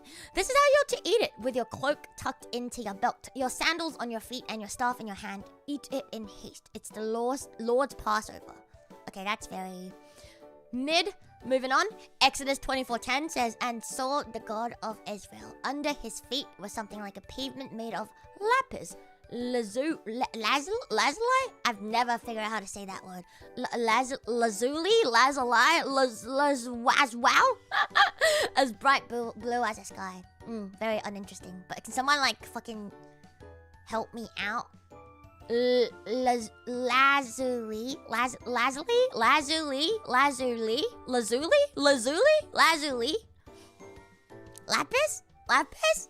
I choose you, lapis. Use water beam. Lazuli. Am I saying it right? Is it lazuli? Lapis lazuli? Lapistalulu. No. It's Java. Lapis sausage. Lapis sausage. No. Non, baguette. What the fuck? Alright, anyway, moving on. Next part though is Exodus 25:12. It's cost 4 gold rings for it. Where's my 5 gold rings? 5 golden rings. 5 golden rings. Why 5 golden rings? Why not the 1 ring to roll it off? Shit ass gift. Anyways, cost 4 gold rings for it and fasten them to its 4 feet. Oh, with 2 rings on one side and 2 rings on the other. 4 feet? What has 4 feet? 4 calling birds, 3 French hens, and a pot. I am here to once again express my negative attitude towards receiving a gift of partridge in the pear tree. I sincerely believe the gift of a partridge in a pear tree is a singularly very useless gift. I don't even know what a partridge is, to be honest. Some kind of bird, but I don't really know what kind of bird it is. I don't know what it looks like. What is it good for? I don't really know. Partridge in a pear tree. What am I to do with a partridge in a pear tree? Like, I guess I could use the pear tree, but where is the pear tree? You know, like, am I to travel very far for the pear tree? Are you to fetch me the fruit of the pear tree? I don't want. Also, what am I to do with the partridge in the pear tree? Like, does he ever leave the pear tree? Does he go outside? Can he come home with me? Like, how does it work? It's a very, very bad gift. If you considered getting someone, okay, so Christmas is already over, so bad time to give advice. But if you did give someone the unfortunate gift of a partridge in a pear tree, I give you serious advice next year to please do consider not giving the gift of a partridge in a pear tree, because there are better things to be giving, such as a noose. You picture pears? Oh no, I don't know. If it's a girl, maybe you can eat its eggs. Can you eat partridge eggs? I do want the egg maids milking. That is a gift I would gladly take. But anyway, I don't really know what this means. Cost 4 gold rings for and fasten to its 4 feet. I need to read the fucking full chapter, because fucking, is this like a dog or like a goat?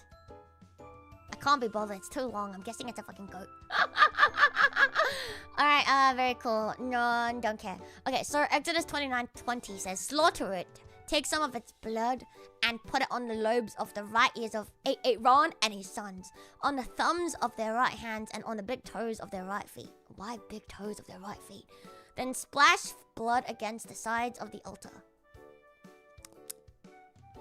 Is it just me, or is the Bible full of satanic practices, because are you telling me this is like a normal practice?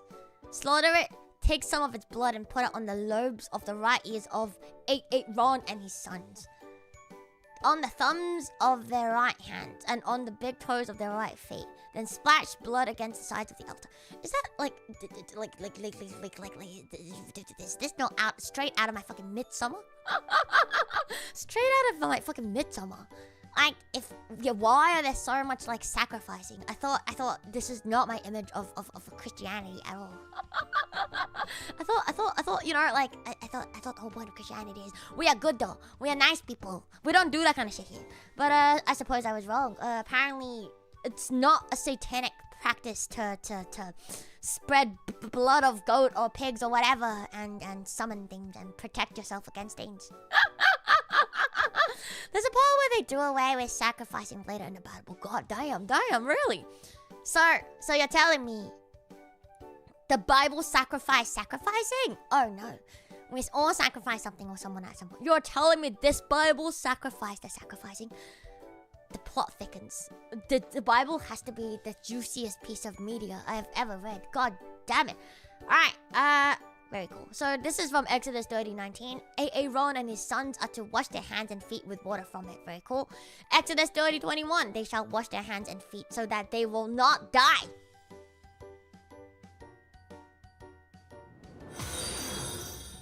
That is a really good timing. Thank you. Yes, you're welcome. They shall wash.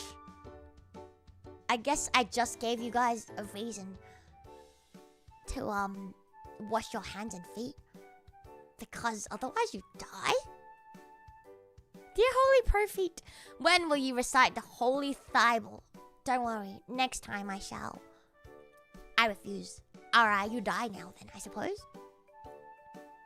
Remember, you're like, oh, washing is so much effort, and it does make sense.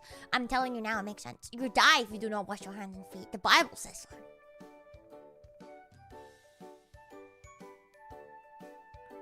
That's crazy.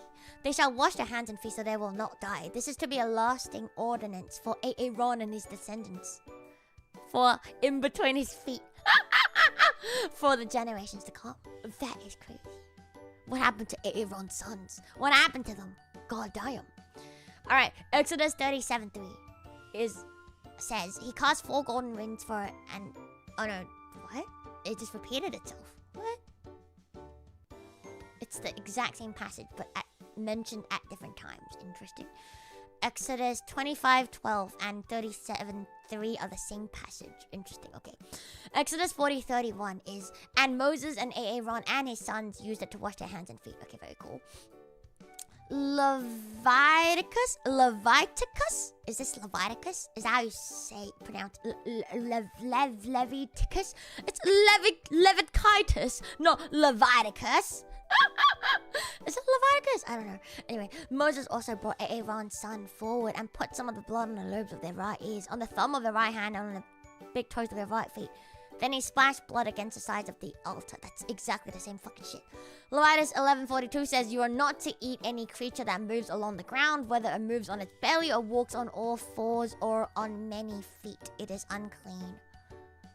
Leviticus. Are you sure? Or is it Leviticus? Leviticus? No, surely not. Leviticus. No way, that's red Leviticus. Leviticus? Leviticus? As if it's not Leviticus. What the hell are these fucking names? What the hell is shit? Anyway, whatever. This passage isn't Leviticus 11:42. Isn't that literally what like kosher is? Isn't that what like Jewish people don't eat like shellfish? Because of this passage? You're not to eat any creature that moves along the ground, whether it moves on its belly or walks on all fours or on many feet. It is unclean. That's literally what it is, no? There was one time I did like volunteering for school. They made you do it. And I volunteered at this like kosher kitchen, and I learned so much about kosher things. like you have to separate so many things, and you can't eat like shellfish, and you can't eat a bunch of shit basically. Isn't that? Oh, I didn't know. But then, why is it that only like? Why is it like only? Why is it only like a Jewish practice to not eat like shellfish and stuff? Because if it's in the Bible, then why don't every other, you know, like religion that like also follow the Bible like follow the same thing? Like why?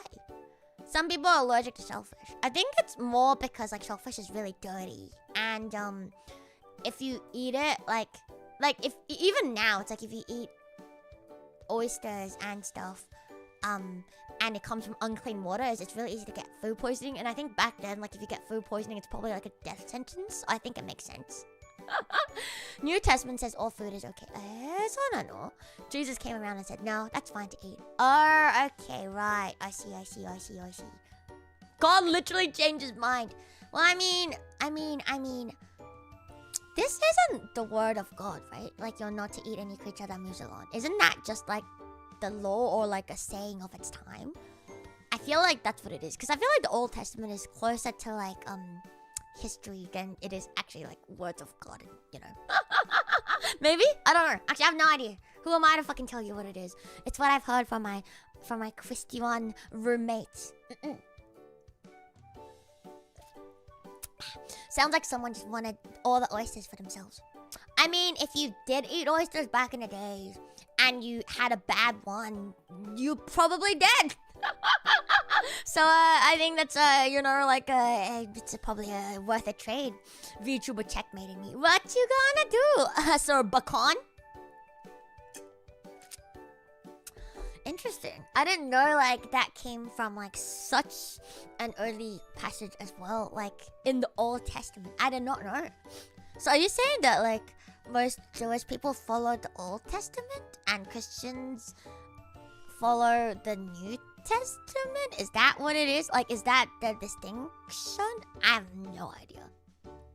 It also took me a very, very, very long time.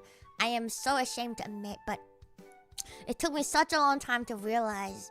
I think it was until like early high school that I realized that like Jewish people, it's a religion and it's not like a race of people. I always thought like, you know, it's like the same as saying like, oh, like you're English, or like you're Scottish, you're like Japanese, you're Australian. I thought that Jewish people were like a race for so long. I was like, what? Like, I remember my mind being blown. Sometimes I still find myself thinking, you know, like, I was like, sometimes I'm still like sometimes I have to get my mind around that. It's like, it's so crazy to me. The New Testament didn't exist before Christianity. Oh, so like the Christians made it? Interesting. The Old Testament is the common ground between Christians, Jews, and Muslims. Alright, interesting. Okay. They kind of are. It's complicated. It is very complicated, isn't it? I can do you one better. But like what I mean is like you don't have to be like... Wait, can you choose to practice... Can you choose to convert and become Jewish? Or do you have to be born into it? I have no idea, actually. Can you? Because I know, like, with Christianity, you can get, like, the christening, which is, like, they give you, like, the fucking water and they fucking dip you in the fucking water and shit. But, like, is that, like, the same? Can you get that? Oh, you can also convert. Oh, okay. So, yeah, okay, so then it can't... Yeah, okay. Fair. Fair enough. Jews only follow the Old Testament. Okay. So the new... Okay. I can do you one better. When I was young, I asked what a pedestrian was. My parents pointed to the people crossing. They were Asian. I thought pedestrians were a type of Asian for years!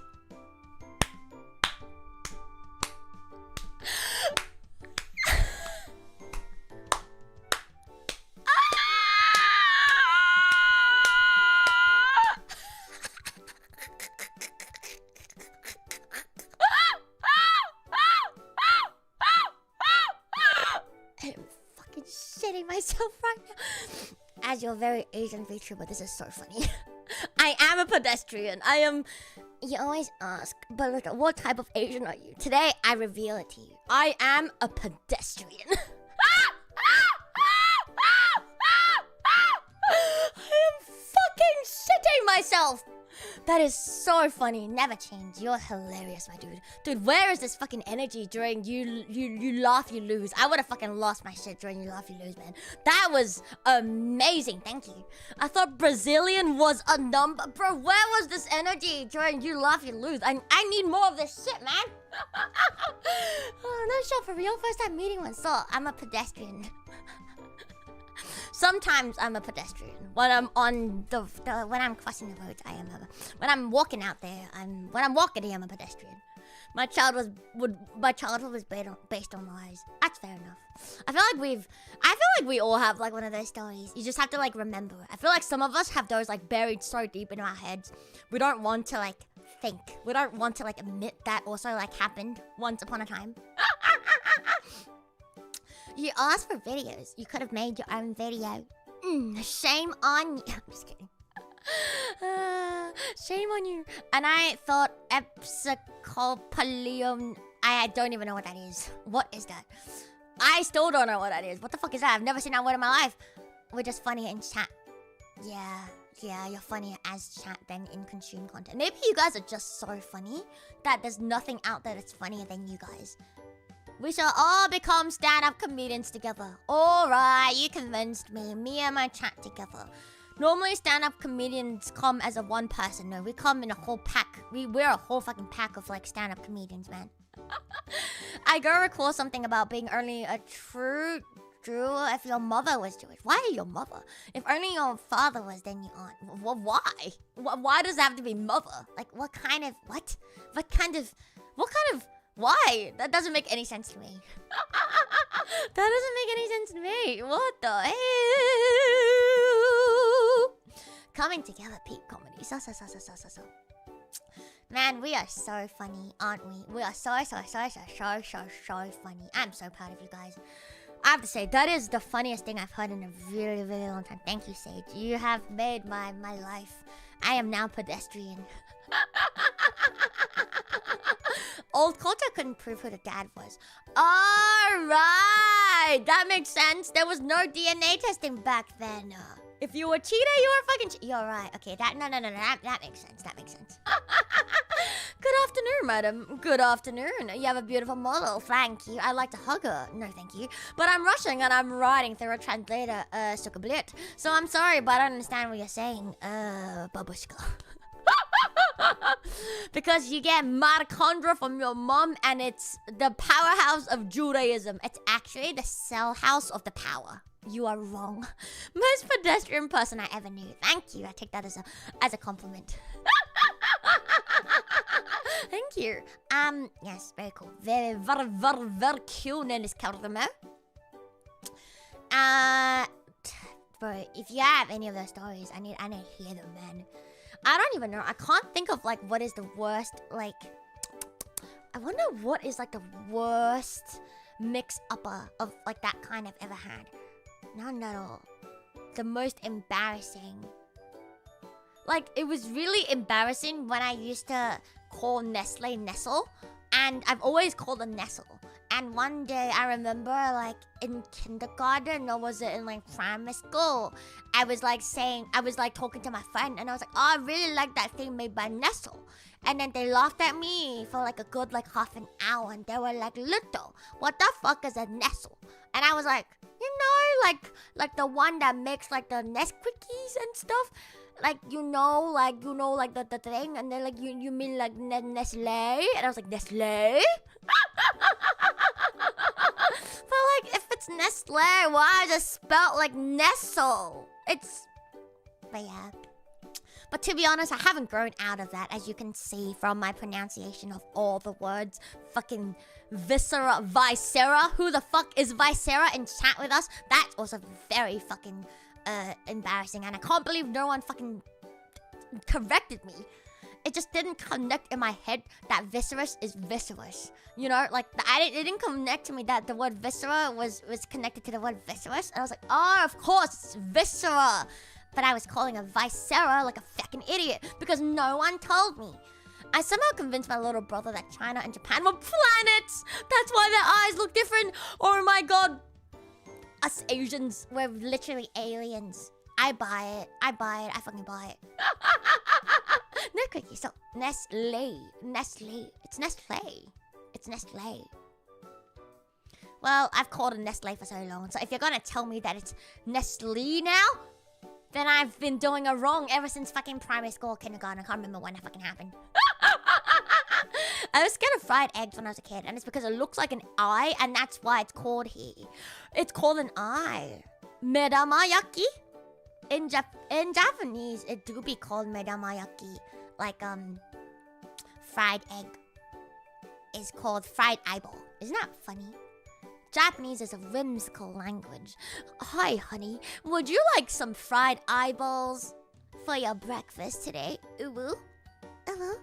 Ohayo, darling. Medamayaki taberu? Nestle is what I hear. Right? That's what I thought. It is Nestle. Right? Nestle. I've always heard Nestle, to be honest. So maybe it's like a difference between like American pronunciation and un-American pronunciation or something happens. So I used to be afraid of fried eggs because they look like an eye. In my mind, I thought my mom wants a fried egg while it's on my eye. Oh my god, that is really funny. That is hilarious. I feel like I've had like something similar. Like something is coming back. Something is jogging the memories of my mind, but I don't like really remember what. Is it a pun? I think it's because like the sunny side ups kind of look like an eye because of like the egg white, and the yolk kind of looks like the eye, like the people. So it kind of does. I feel like I've had something similar. Like always thinking something is something, but it turns out it wasn't that thing. Who knows?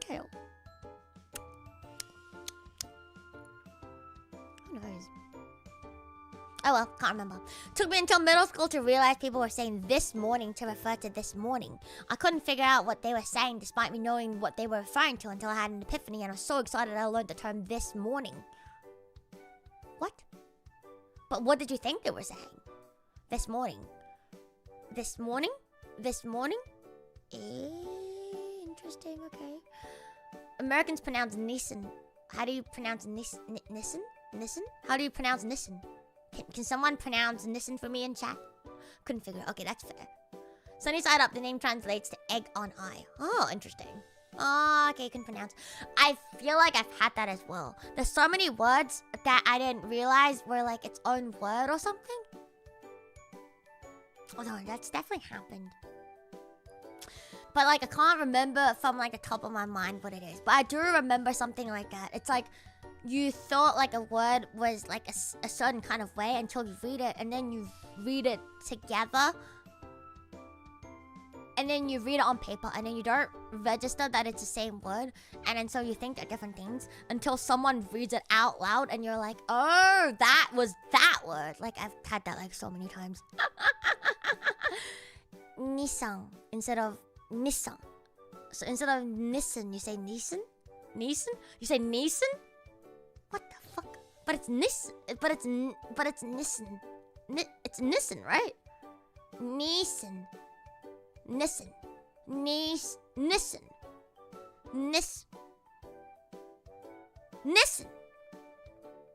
Not ni your son. Nissan. Correct? Yes. I had one, but it's a finished lyric. Okay, that's difficult. Oh, me or my... Oh, bro, I can't read this fucking word. Deuteronomy. Deuteronomy.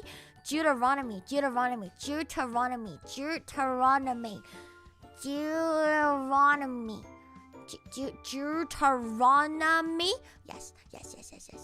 Nissan, the instant noodles. What? Hi there, happy holidays. Hi there, happy holidays to you too. Ho, ho, ho. Deuteronomy 136 says, except Caleb's son of Jephaneh?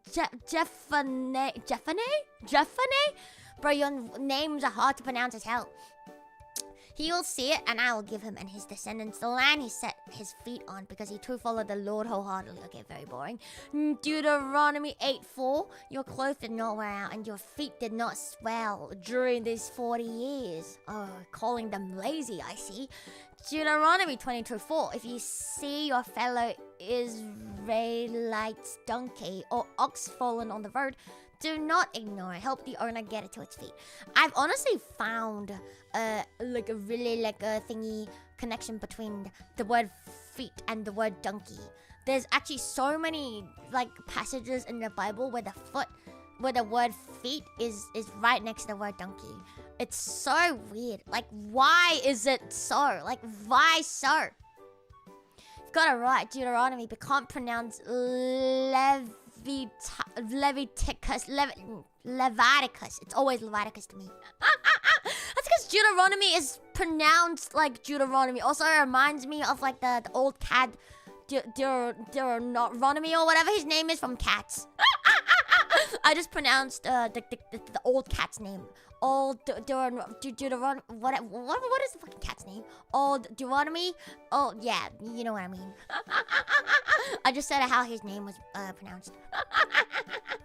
Alright, anyway, so Deuteronomy 28:35 says, the Lord will afflict your knees and legs with painful boils that cannot be cured, spreading from the soles of your feet to the top of your head. Vato. I just found evidence of the Lord committing crimes. Afflict your knees and legs with painful boils that cannot be cured, spreading from the soles of your feet to the top of your head. I thought the Lord was supposed to be a nice person. The Lord doesn't sound like such a kind person to me. For what reason? Why are you doing so? Oh God. Deuteronomy 29:5 says, yet the Lord says, during the 40 years that I led you through the wilderness, your clothes did not wear out, nor did the sandals on your feet. Very boring. Deuteronomy 33:3, surely it is you who love the people. All the holy ones on your head. At your feet they all bow down, and from you receive instruction. Interesting. Deuteronomy 33:24. About Asher, he said, most blessed of sons is Asher. Let him be favored by his brothers, and let him bathe his feet in oil. Found one. We found one for the foot bros. Deuteronomy 33:24. Most blessed of sons is Asher. Let him be favored by his brothers, and let him bathe his feet in oil. We have found it. Rejoice, feet bros. We have found the passage that validates all of you. All of your being. No longer shall you ask, where oily feet? Right here. Deuteronomy 33:24. Right fucking there. What are you waiting for? Not bathing your own feet in oil? In the Bible? Who knew like this kink came from such an early time? Oh God. The Bible really provides. Alright, Joshua 3:15 says, now the Jordan is at... Joshua is such a nice... So nice. Why name it Deuteronomy or Leviticus when you can Joshua? Joshua 3:15. Now the Jordan is at flood stage or during harvest. Yet as soon as the priest who carries the ark reaches the Jordan and their feet touch the water's edge. Very boring. I just want to find one more like good passage, you know. I can't. Can we peek? I think we actually reach peak. I don't know if it can ever like come back from foreskin touching feet. Chopped off foreskin, actually. Sorry. Joshua 4:8. And the priest came up out of the river carrying the ark of the covenant of the Lord. No sooner had they set their feet on the dry ground than the waters of the Jordan returned to their place. Nope. Boring. Joshua 9:5. They put worn and patched sandals on their feet. Boring. Joshua 10:24. Come here and put your feet on the necks of these kings. So they came forward and placed their feet on their necks. Huh? Joshua 10:24. So the whole entire thing it goes a little something like this. When they had brought these kings to Joshua, he summoned all the men of Israel and said to the army commanders who had come with him, come here and put your feet on the necks of these kings. So they came forward and placed their feet on their necks. Is this another fucking ancient idiom? Bro, what does that mean? What does that mean? What does that mean? I need to look this up. It's a sign of dominance. Putting your feet on someone's neck? God likes his steppies. He really does. Apparently, this is one of the most dramatic victory scenes in the Old Testament. So I guess if you're a cuck, you must now come forward and place your feet on their neck. So apparently the context is 5 Amorite kings attacked Israel's ally Gibeon. I'm so sorry. Jabon. God gave Israel a miraculous victory, including the famous moment where the sun stood still. Like a solar eclipse? After the battle, these 5 kings hid in a cave at Makkah's, but Joshua's forces found them.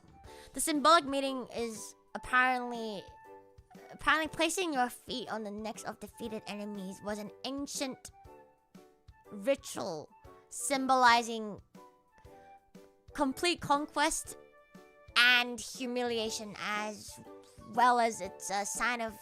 Apparently it's also a fucking public declaration so that people can see that you lost. So it's actually literal. So if you lose a war, you put your feet on okay? Oh no, you put your feet on the defeated enemies to literally assert dominance. Oh my god, why have we stopped this? Why have we stopped this practice? Defeat your enemies. And then fucking assert dominance by putting your feet on their fucking necks. Damn.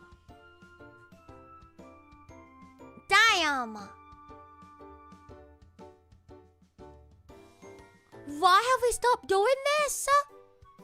Remember, next time you shit on someone and you come to a complete victory, don't forget to place your feet on their neck. Do not let the moment pass. It's too good to pass. We need to bring back the tradition of Joshua 10:24. That is a great tradition. Why have we stopped? God, people knew what they were doing. We've fallen off. What the hell?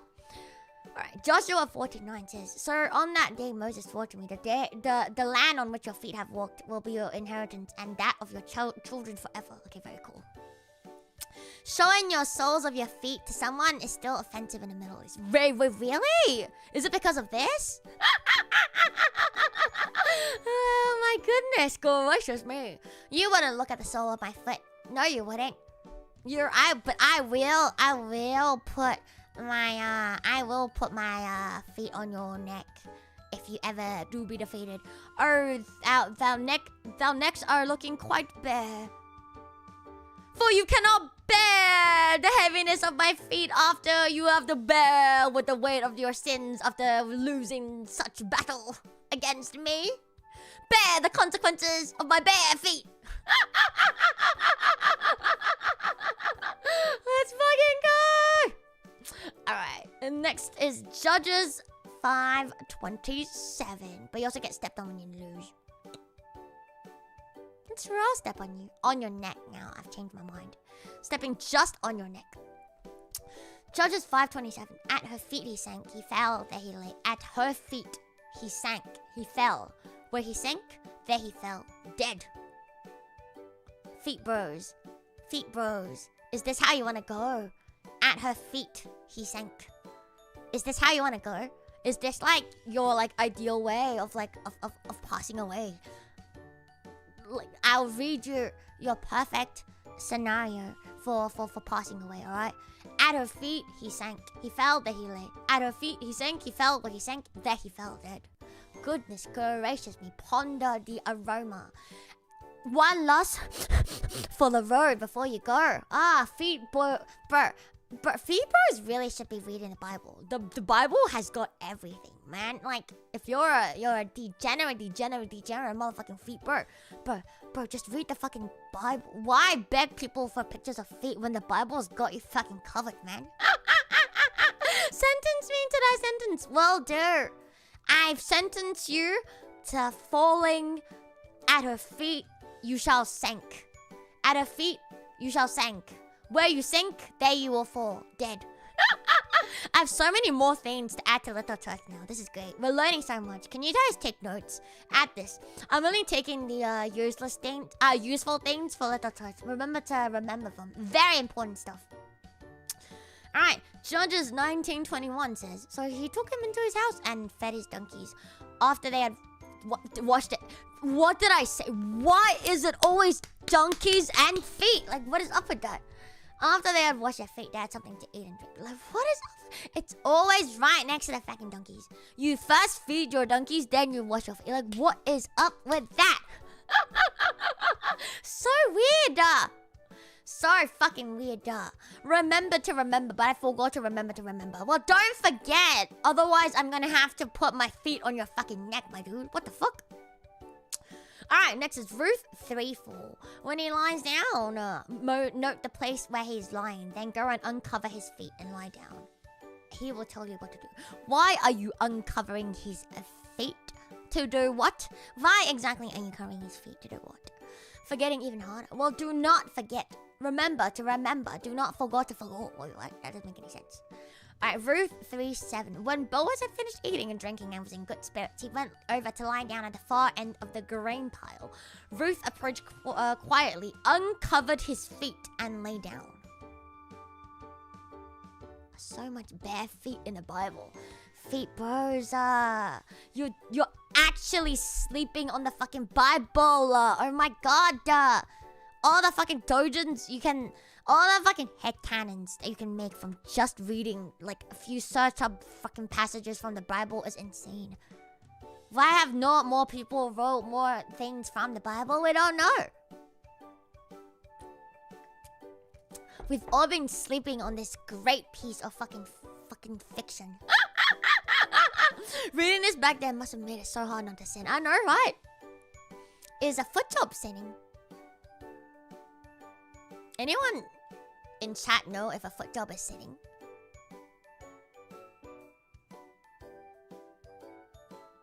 Because technically, it's not coitus. Like, you know what I mean? So, maybe you weren't sinning? If you're Catholic, probably, because it feels good. Stop. Understandable, have a nice day. Understandable, have a fucking nice day. Okay, alright. I see. Alright, I see. If you're Catholic, really? Are the feet bathed in oil? Does it change the answer? If it's bathed in oil or not? So, if it's bathed in oil, it's a sin. If it's not a sin. All jobs must result in children. Even my accounting job? God damn. I don't think my Excel is excelling at birthing. I mean, it is very good at multiplying, but not in that way, you know? As long as married, it was not. All the weird roles came much later. Hey, no, hold on there. If you're sitting there and someone else shakes you, it is all good, I see. So if my feet are just there, and this dude is just there, and this other dude is like moving the other dude, then we're good? Okay, we're good. I reckon. But we're literally becoming we're part of the Mormons now, finding all sorts of fucking loopholes. I call this one... So if that is soaking, someone else giving you a foot job would be... well, what would be a good name for it? It would be... traveling. Instead of soaking, now we have traveling. I like it. I'm coining that term. Traveling. Accidental foot job. When your bro just helps you move and oh no, there just happens to be feet on my boy. Oh no, traveling. Alright. Ruth 3:8. You guys are excited. I'm excited about this actually. I'm very excited about this. Ruth 3:8 says, in the middle of the night, something startled the man. Are you ready? He turned and there was a woman lying at his feet. Oh my goodness. I would love to like be startled in the middle of the night to find women lying at my feet. Thank you, verse 3:8, for telling me never give up on my dreams. See, never kill yourself, chat. Life is beautiful. There may just be a woman who may wake you up at the middle of the night lying at your feet. Life is beautiful. The Bible says so. The Catholic Church used to own brothels, so I don't know if... Wow. Okay, for double be a sin. Adultery is specifically cheating on spouse, which you can do if you're single. Oh, you can't do it if you're single. Oh, no. If you gave yourself up, I don't fucking know. I have no fucking clue, man. Don't ask me. I have no idea. This is like the most amount of Bible study I've ever like subjected myself to. Alright, Ruth 3:14 is a continuation of the last one. So she lay at his feet until morning, but got up before anyone could be recognized. He said, no one must know that a woman came to that threshing floor. Threshing floor? Sounds familiar. What is a threshing floor? Sounds like gotcha. Maidens always stop the night before their big win. Never kill yourself. Never kill yourself. Life is beautiful. Don't know what that means. Who said VTubers aren't educational? I am your favorite educational VTuber, Nandes Kiwidomo. So fucking educational. Aren't I? Alright, now we have 1 Samuel 2:9. I don't know why Samuel has 1 and 2. There's too many fucking numbers and I don't understand. But 1 Samuel 2:9 says, He will guide the feet of his faithful servants. Huh? Oh. Huh? Huh? Huh? Okay. Oh, to my faithful servants, I will be guarding your feet. Here, please, place your feet right here. I will guard them really well for you. I promise I won't sell them. I promise I won't exploit your feet and sell pictures of them. I promise. 1 Samuel 14:13 says, Jonathan climbed up using his hands and feet. Boring. 1 Samuel 25:24 says, she fell at his feet. Boring. 1 Samuel 25:41 says, oh! She bowed down with her face to the ground and said, I am your servant, and I'm ready to serve you and wash the feet of my Lord's servants. Oh my god, is that Kak-san? Naho, Kak-san. O hisashiburi de gozaimasu wa. But can you... We found it. This was what I was hoping to find when I started this stream. I was hoping to find something along the lines of washing feet.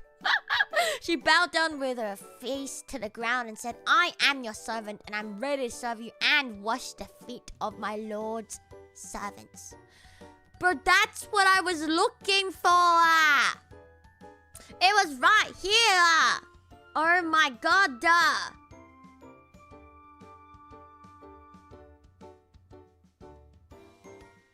So I guess people back then really just be washing people's feet to assert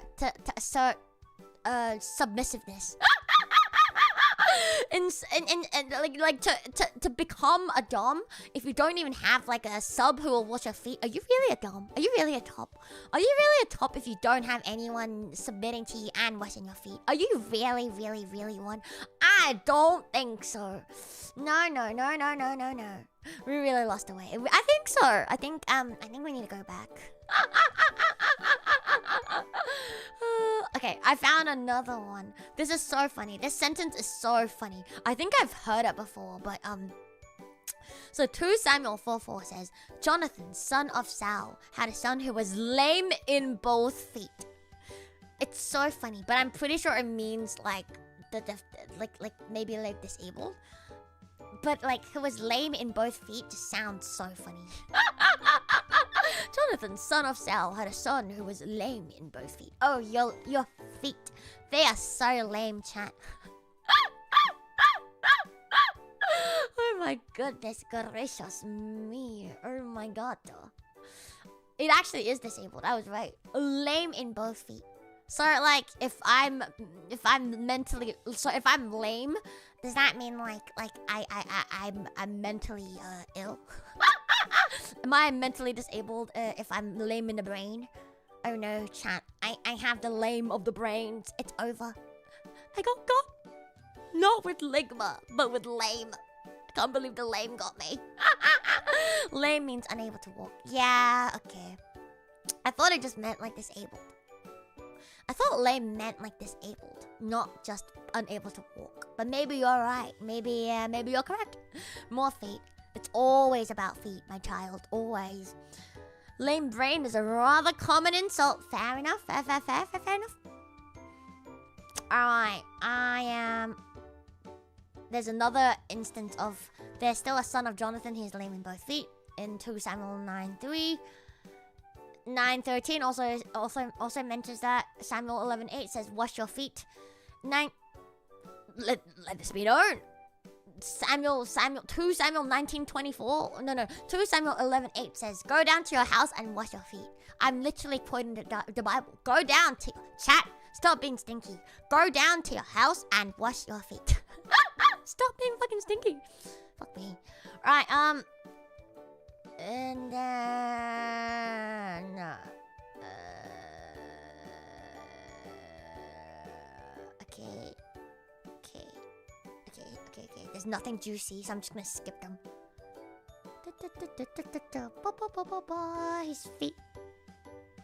His feet became diseased. I don't know why it's so funny, but it's so funny. 1 Kings 15:23. His feet became diseased. I don't know why that's such a funny sentence, but it's so funny. Oh my god. 2 Kings 4:27 says, when she reached the man of God at the mountain, she took hold of his feet. Why are you holding onto his feet? Let them go. Let the dogs be raw. Thank you.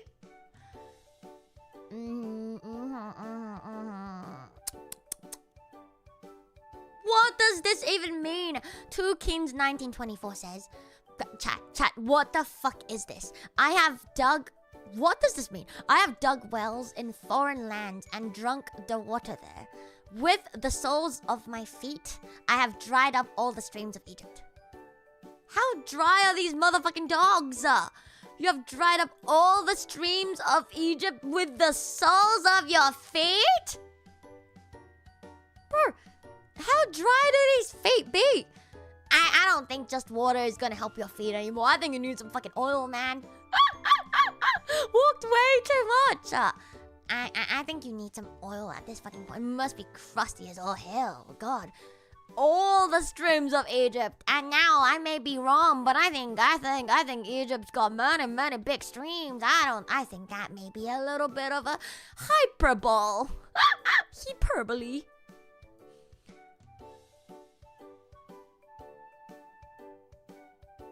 It is a hyperbole, isn't it? What's the math term? Parabola. No, different. I'm drinking tea listening to you talk about feet right now. How are you liking it? You like these? Those ties got no thread. No fucking thread at all. Just a nail there.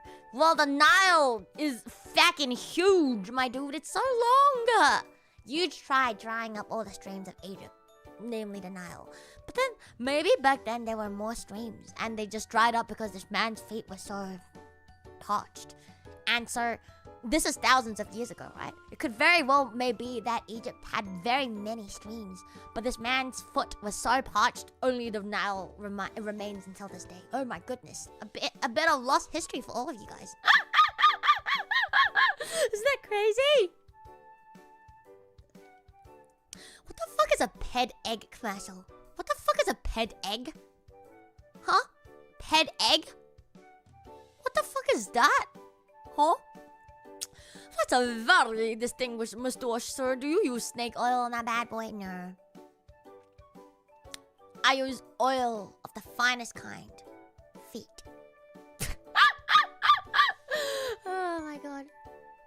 Why milk the snakes? Why oil the snakes when you can oil feet instead? That's a very distinguished name. Misunderstood pervert is a very... That is a very distinguished name. That's exactly something... That's exactly what a gentleman would name himself. Yes, I too am somewhat of a misunderstood pervert. Yes, me, I quite... I may say I am. Yes, you're quite correct. Yes. I indeed am. Quite the misunderstood pervert. It was a thing to basically shave off the dead skin on your feet. It was a pedicure tool a long time ago. Interesting. I've never heard of ped. Never understood. Interesting title I clicked on. I still have yet to find a passage to top the one passage about foreskin and feet. Marvelous indeed. I do like our distinguished gentlemen of chat. Anyways, so what else is there?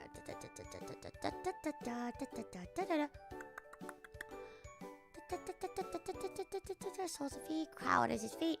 Those feet who are slipping, you fasten my feet in shackles. Oh, that's slavery. Am I reading slavery right now? Okay, guys, don't be too triggered when I read this. Don't be too triggered when I read this, alright? But this passage is from Job with a capital J, 1327. I understand. That is a very triggering word for many, and I'm very sorry I have to do that to you guys. Sorry, I'm sorry. Blame the fucking Bible. Job is literally in the fucking Bible.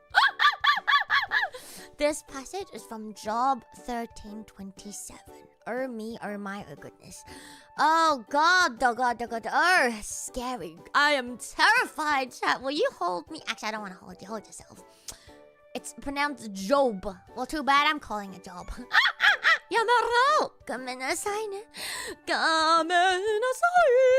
Oh, you were one of the good ones. Is it because of my unemployment arc? I'm so sorry. I'm so sorry. I'm so sorry. I'm so sorry. But it says, Job 13:27 says, you fasten my feet in shackles. You keep close watch on all my path by putting marks on the soles of my feet.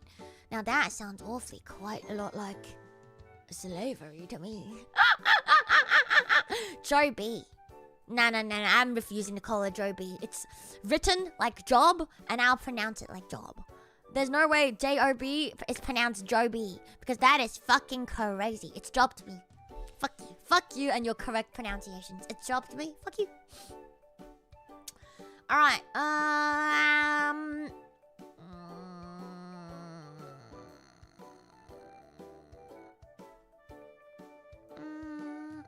okay. There's not very many spicy passages. He fastens my feet in shackles, put everything under my feet. Their feet are caught in the net they have hidden. Why are you hiding? My feet have not stumbled. Dark clouds on his feet. My feet like the feet of a deer. Broad path for my feet, beneath my feet, hands in my feet. Release my feet from the snare. My feet stand on level ground. Set my feet in a spacious place. Their feet do not slip. Exalt themselves over me when their feet slip. He set my feet on a rock and gave me a firm place to stand. Our feet had not strayed from your path. Let the nations fall beneath your feet. People under our feet. Delivered me from death and my feet from stumbling. They spread a net for my feet when they dipped their feet in the blood of the wicked. What? Okay. I nearly skipped. What? Psalm 58:10. The righteous will be glad when they are avenged, when they dip their feet in the blood of the wicked. Oh, okay, alright. Not the job applications! Get away from me! Get away from me! Oh no. You know what? You are Joe B's application. Hello, Joe B's application. So much feet. What the fuck? What the fuck? Hello, Joby's application. Nice to feed you. I do love this passage though. Psalm 58:10. The righteous will be glad when they are avenged, when they dip their feet in the blood of the wicked. So today we learnt not only should you chop off your son's foreskin and touch Moses' feet with it, you shall also bathe it in oil. You shall also, sometimes you may wake to find random women at your feet. Your feet could also be lame. To assert dominance, you may put your feet on necks. And now we also learnt that you shall dip your feet in the blood of the wicked. We have learnt so many things today, aren't we? Aren't you so glad you came today? Too late, that mustache would look amazing behind a desk office. Oh no, I am to become a normie. The 9 to 5 calls me. Oh goodness gracious me. The VS Code calls me. I must be back.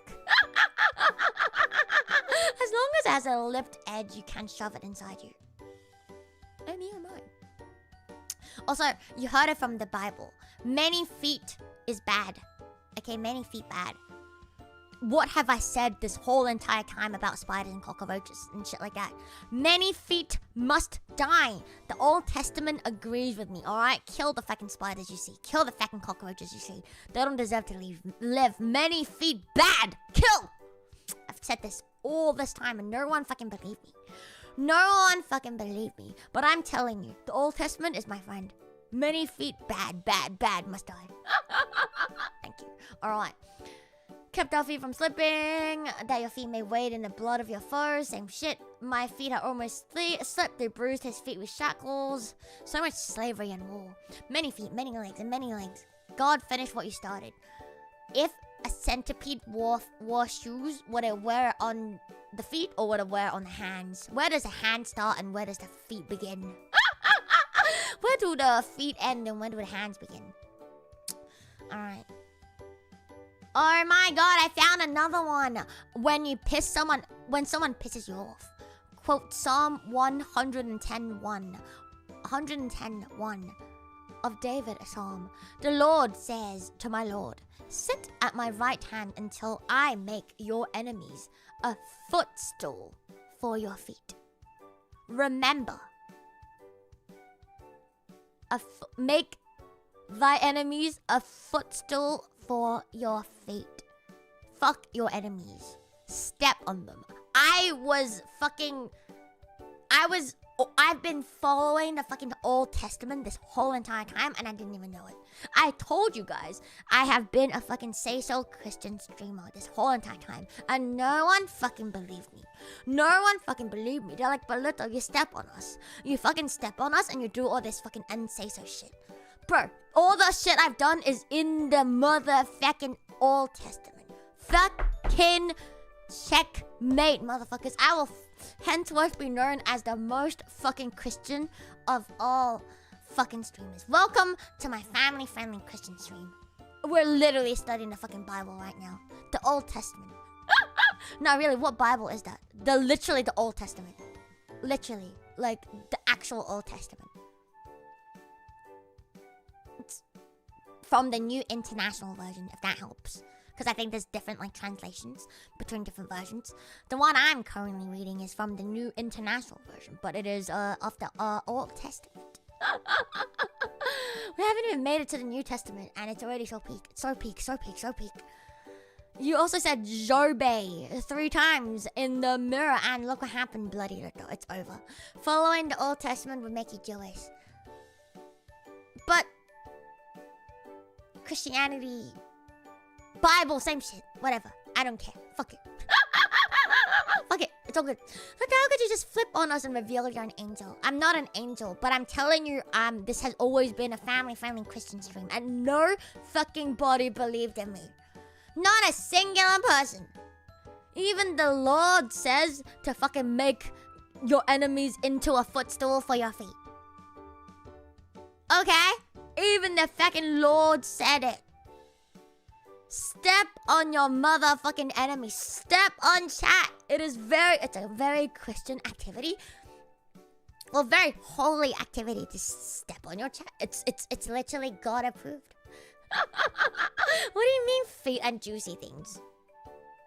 I'm reading all passages of the Bible that include the word feet.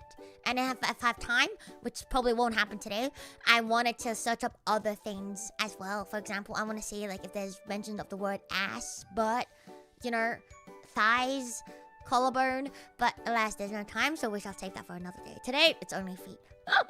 Because there's 247 Bible results for feet from the New International Version in both Old Testament and New Testament. In Old Testament alone, there's 162 mentions of feet.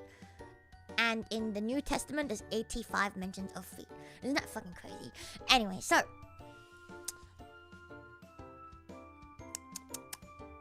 okay, I've kept my feet from every evil path. Your word is a lamp for my feet. a light on my path. Bro, no. I'm an akumaなんですけれども. I'm an akuma なんですけれどもね. ですね. So, Psalm 119, 101 says, I have kept my feet from every evil path. No, sorry. 119, 105 says, your word is a lamp for my feet, a light on my path. Your word is a lamp for my feet. That is a fucking quote I will be quoting very often from now on. Why feet specifically? Because I've decided to become a feet tuber to fight Twitch. Because Twitch hates feet. And I think that is sacrilegious because even the Bible mentions the feet 200 something fucking times. Who does Twitch think he is, huh? Twitch, what do you think you are? Telling me that feet is un-Christian and unsay-so when the Bible itself mentions the word foot 247 times. Twitch, you are literally sacrilegious. That is such a sacrilegious act. None desu keredomo. I don't know if the word boobs is in the Bible. I don't think so. Look, we'll find out next time. Today is about the feet because I don't have that much time. Okay, so I'm gonna be quoting Psalm 119, 105 from now on. Remember, Psalm 119, 105. Your word is a lamp for my feet. Amen. Your word is a light for my feet. Amen. Chat, a fucking men. Psalm 119, 105. Yes, your word is a lamp for my feet. Alright. Our feet are standing in your gate, Jerusalem. Very cool. Who devised always to trip my feet? For their feet rushed into evil. Okay. For your feet to be steadfast, her feet go down to death. Signals with his feet.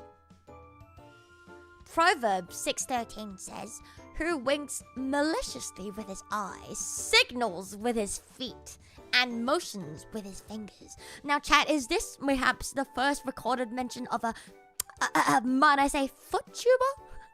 Because that is quite some dexterous foot. Maybe even more dexterous than my own feet. For you are signaling with your own feet.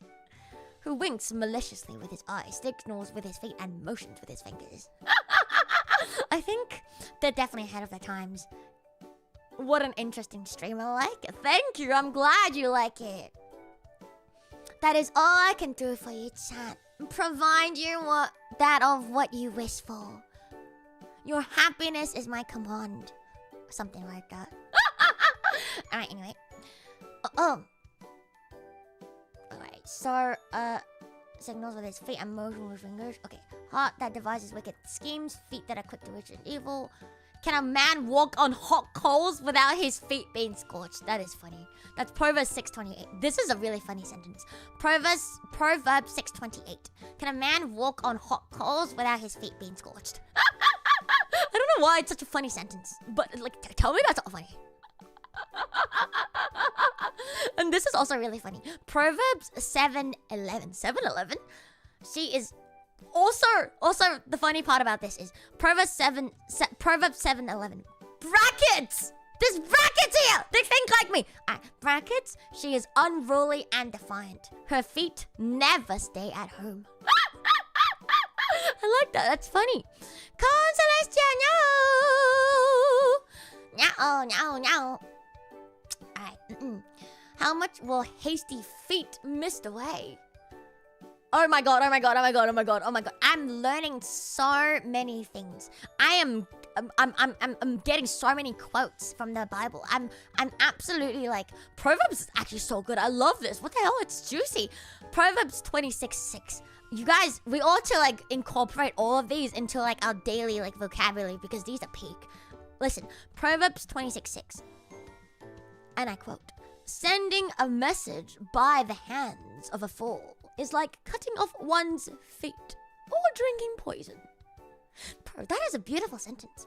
Sending a message by the hands of a fool is like cutting off one's feet or drinking poison. I like that. I really like that. I like that. I really, really like that. Some Christian will probably watch this in full rage, by the way. Yeah, no, I feel really bad. I do feel bad, like I said. If you're a Christian, it's not meant to make a mockery. It's just, it's literally in the fucking Bible. Proverbs actually doing its job. To be honest, I think like if I were Christian and someone were reading the Bible and they were like agnostic, whatever, I would be happy because I'm like, oh yeah, at least like they're willing to learn. Even if it's like a bit of a shitpost. No, stop mentioning that name. You guys gotta stop bringing up random fucking names on my stream. You're gonna get me fucking cancelled. Stop it. Stop it. Stop it. Stop. Anyway, oh my god. Proverbs has another good one. It's sincere. It's very sincere. I'm promised. I swear to my non-existent God, because I don't believe in God. But I am doing this out of pure goodwill. There is no malice intended at all whatsoever. I respect the Christians. You know, as long as you don't want to change my mind, I think what you're doing is good. What's wrong with, the Christianity? There's nothing wrong with it. As long as you don't force your beliefs on other people. I'm not forcing my beliefs on you. So, like, don't be mad at me. I'm just reading the Bible and, it's my own interpretation. That's fine. The Lord intended for this to happen. As a true Christian streamer such as myself would say. The Lord, if the Lord does not will this, then how shall this happen? Oh my god, someone put that in Luto 1-1. If the Lord has not wished for this, then how shall this have happened? So it's all good. I'm not making a mockery. It's a very sincere, shitpost. Anyway, the Proverbs is cooking. There's so much more. Oh my god. I missed one. Proverbs 19:2. Desire without knowledge is not good. How much more will hasty feet miss the way? Oh my god. I'm gonna have to have to put these in incorporate these in like my daily language, because this is incredible. How much more will hasty feet miss the way?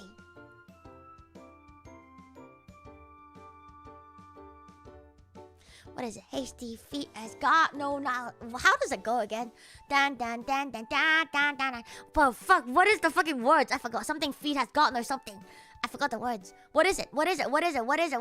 Chat, help me out. Guilty feet have got no rhythm. Thank you. I don't know why. How much more will hasty feet miss this way? Really reminds me of guilty feet have got no knowledge. Oh my goodness. Chad, desire without knowledge is not good. How much more hasty feet missed away? I sound so cool, don't I? Don't I sound exactly like a fucking Christian streamer now? I'm so... Welcome to my very say-so Christian stream. Alright. Oh my god, so much better. Oh my god, Proverbs is ending. I'm so sad. Alright, last proverb. Proverbs 29:5. Those who flatter their neighbors are spreading nets for their feet. Do not flatter thy neighbor. Do not spread thy feet. This is so beautiful. So beautiful. Can people of this age not understand wisdom until unless they have feet to compare to? No. You don't understand. It's not just feet. They have feet. They also have wine, and they also have bread, and they also have fish. And they have donkeys. Okay, it's not just feet. It's a bunch of things. Life is so sad when some people don't have feet. I know. When your feet are so lame. Life is sad when the feet be lame. Oh my goodness. Hasty feet will miss the way. I'm crying. I love Proverbs. This is so good. What the fuck is Song of Songs? What kind of passage is this? This is so funny. Whoa, this is so funny. Listen to this. Song of Songs 5:3. I have taken off my robe. Must I put it on again? I have washed my feet. Must I soil them again? Bro, is this... Wait. Chat. Is this not... Bro, is this literally not like the olden day equivalent of why shower when you get dirty again? Is this not literally the fucking Bible Old Testament equivalent of why shower when dirty after shower and you have to shower again anyway? Is this not the fucking same shit? I have taken up thy robe. Must I put it on again? I've washed my feet. Must I soil them again? Bro. You know, I thought like the modern day people were creative. I thought we were creative. I thought like our shitposts were unique. Turns out thousands of fucking years ago, they've already been shitposting. You know, in my head canon, like the Bible is a huge shitpost. Some of it, at least, is a huge shitpost. And it fucking made it in. And now it's been taken as this really serious text. But maybe we shouldn't take it so seriously, you know? Maybe we should just take it for what it is. It's just a bit of jolly good fun, you know? It's actually the original shitpost. Bro, I have taken off my robe. Must I put it on again? I have washed my feet. Must I soil them again? Thank you, Songs of Songs 5-3. Words to live by. Hello, the Gower thief. Hey, little Vtuber Araka. Can't really be here today. No. So just hope to say that I really like how you accepted the algorithm and finally accept feet in your streams. Thank you. I have always embraced feet. To be honest, do the feet even help with the algos? I don't really know. Not too sure. Surely feet bros will click on the stream, realize that there are actually no actual feet and just leave. That's my assumption. My assumption is people will come and they'll be like, okay, there's no actual feet, so now it's time for me to leave. I could be wrong, but I feel like that's probably what's gonna happen. Wanna get feet? No, it's all good, Oh, it's all good, not just no more. But you know, that's what I'm thinking. Revelations was just an early creepypasta. Oh my goodness. Oh greatness. Greatness. Goodness gracious me. Why when I'm just gonna shit again later? Fair enough. Why shit when you have to eat again? Why eat when you have to shit again? Why do anything? Just hold it all in. Hold it all in. Why wash hands when they will get there later? True. And then you shove puts at the end to be a reverse rickroll. Oh, now how to neck. No, thank you. Alright, moving on. My god, Songs of Songs is giving me so many quotes. Listen, Songs of Songs 7-1. How can you go up to someone and read this to them? How beautiful your sandaled feet, oh prince's daughter. Your graceful legs are like jewels, the work of an artist's hands. Is this the original foot, bro? Have I found the original foot, bro? Songs of Songs 7-1. How beautiful your sandals feet, oh prince's daughter. Your graceful legs are like jewels, the work of an artist's hands. This Yes, it works. I don't know about retention and average view time, but all the streams with feet in the title showed in my recommendation and clicked them all without a thought. So that is just your algorithm. That's just you and your algorithm. That's not my YouTube algorithm or any of... Actually, I've only clicked on this probably, you know, maybe I'm... Did we get to the part about turning the other foot? No, maybe. True lyricist. Actually, though, every time you see, like, a beautiful woman with beautiful feet, I want you to quote Song of Song 7-1 chat. How beautiful your sandaled feet. Oh, princess daughter, your graceful legs are like jewels, the work of an artist's hands. Please quote this, please, I need this. My god! Alright, okay, this is boring. With two, they cover their feet. Take off the sackcloth from your body and sandals from feet. Okay. Whose feet have taken her? Okay, feet trample it down. The feet of the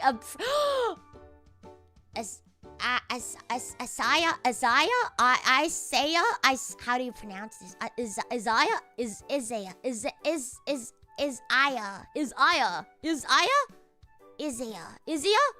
Bro, how the fuck do you do this? Lady, your feet are making me feel holy. I am so glad I could help you.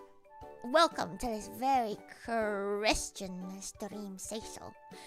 Isaiah. Okay, Isaiah. Alright, listen to Isaiah 26:6. Feet, trample it down. The feet of the oppressed. The footsteps of the poor.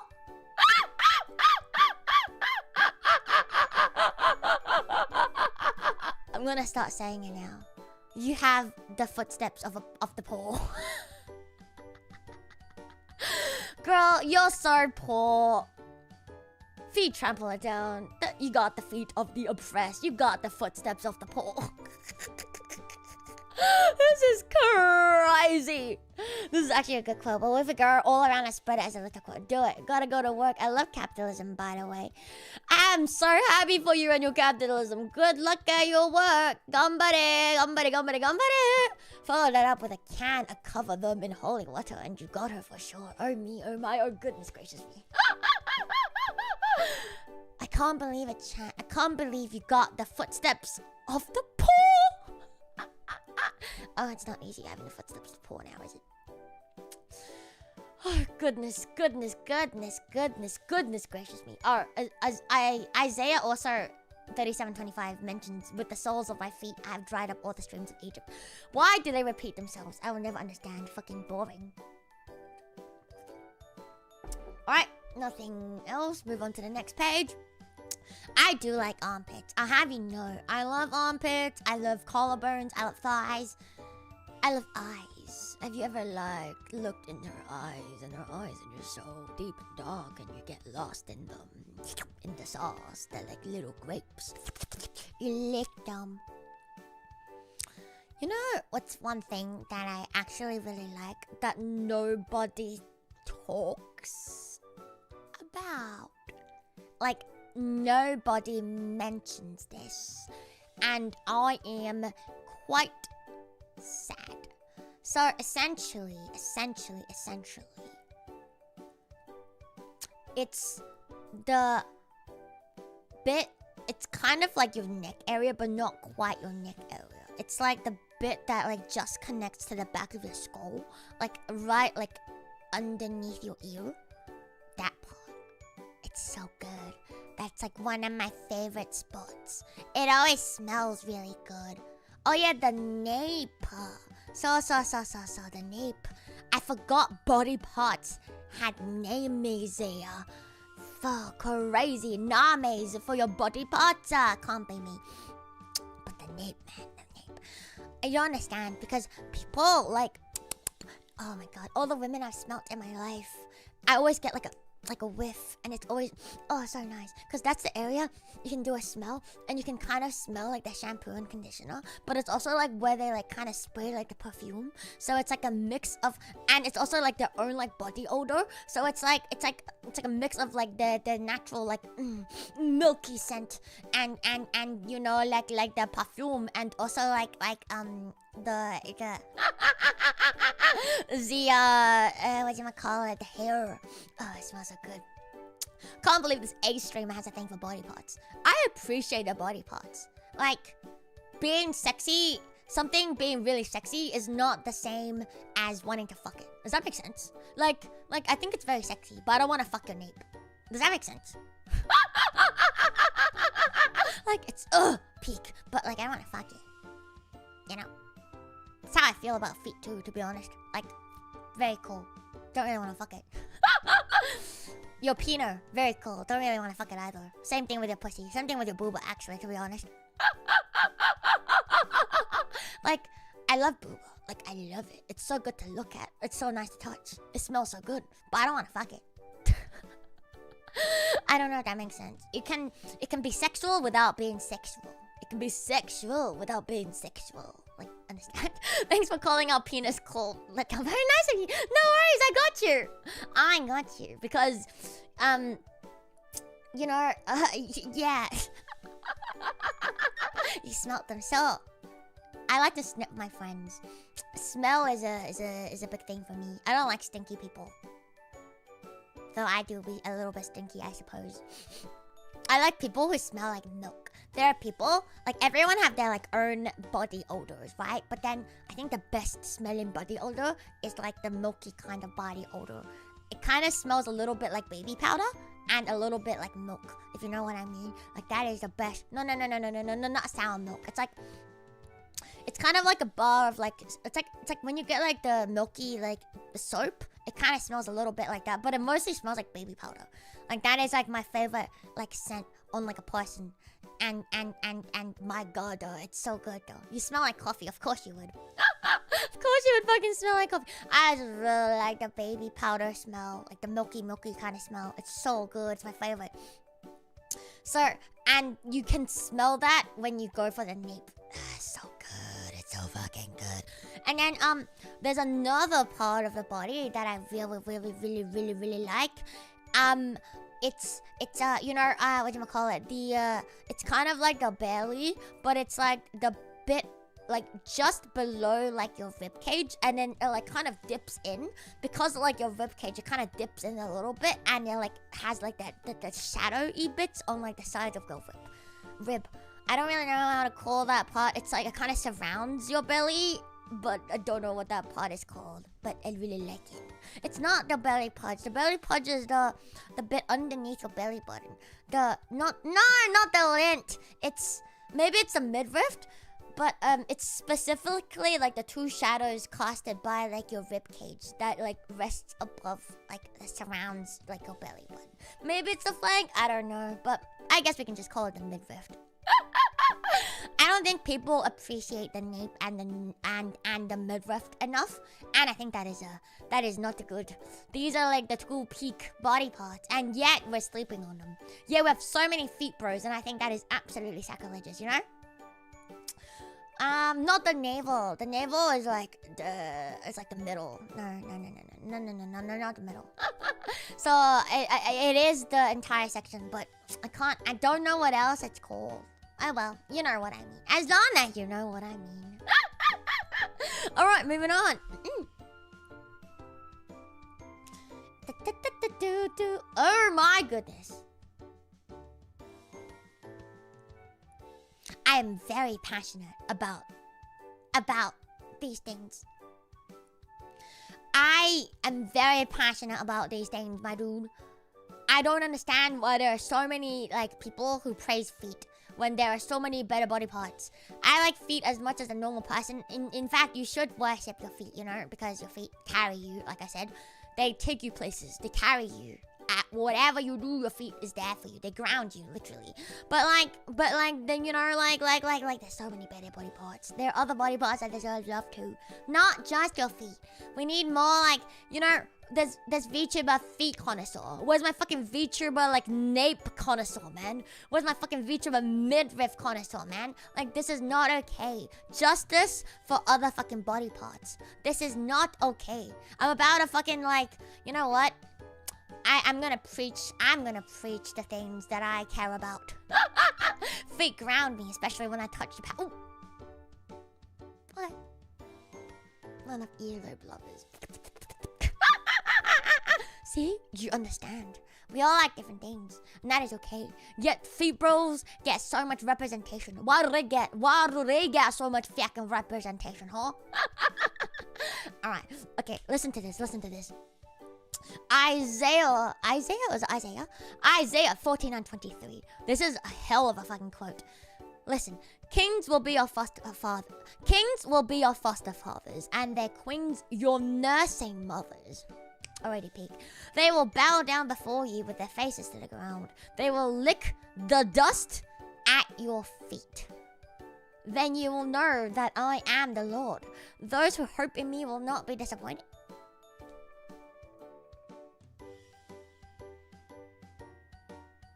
They will lick the dust at your feet. Got nursing and feet in the same fucking passage. Let's fucking go. Can you vent? Only if you do a non-sussery, you may. How beautiful. That is so beautiful. This one is so funny as well. Isaiah 59:7. Their feet rush into sin. They are swift to shed innocent blood. Their feet rush into... So, anyone who's really evil, that's how I'm going to be referring to them from now on. I'm learning so many different ways to, like, refer to random things today. This is so good. And listen, if you're a bad person and you're plotting murder, oh, thou feet do rush into sin, my child. You are swift to shed innocent blood. You pursue evil schemes, acts of violence, mark your ways. This is beautiful. The flank refers to the side of the body between the ribs and the hips. It's not the side. It's not exactly the side, I don't think. The side is like the actual like side part of your body. I'm talking about like it's still front on. Who knows what that part is called? We'll never know. Can you curse while you vent? Sure, why not? Thou feet must not sin. Dad, son? Vtuber ankle connoisseur. No, that is not very Victorian or haram of you, actually. Alright. Oh god, there's more. Isaiah 60:13. The glory of Lebanon will come to you, the juniper, the fir, and the cypress together, to adorn my sanctuary, and I will glorify the place for my feet. He's literally worshipping his own foot. I will glorify the place for my feet. Oh, that is insane. Alright, very cool. Okay, alright. Dude, Jeremiah 2:25 says, do not run until your feet are bare and your throat is dry. Guys, chat. It is now illegal according to the Old Testament. Jeremiah 2:25. It is now forbidden to run unless your feet are bare and your throat is dry. So do not run until your feet are bare and your throat is dry. Remember that. Alright, what else is there? They do not restrain the feet. Hidden snares. Your feet are sunk in the mud. A net for my feet. Their feet were like those of a calf. No. Stand up on your feet. Raise me to my feet. Raise me to my feet. Very boring. Together and stamp your feet.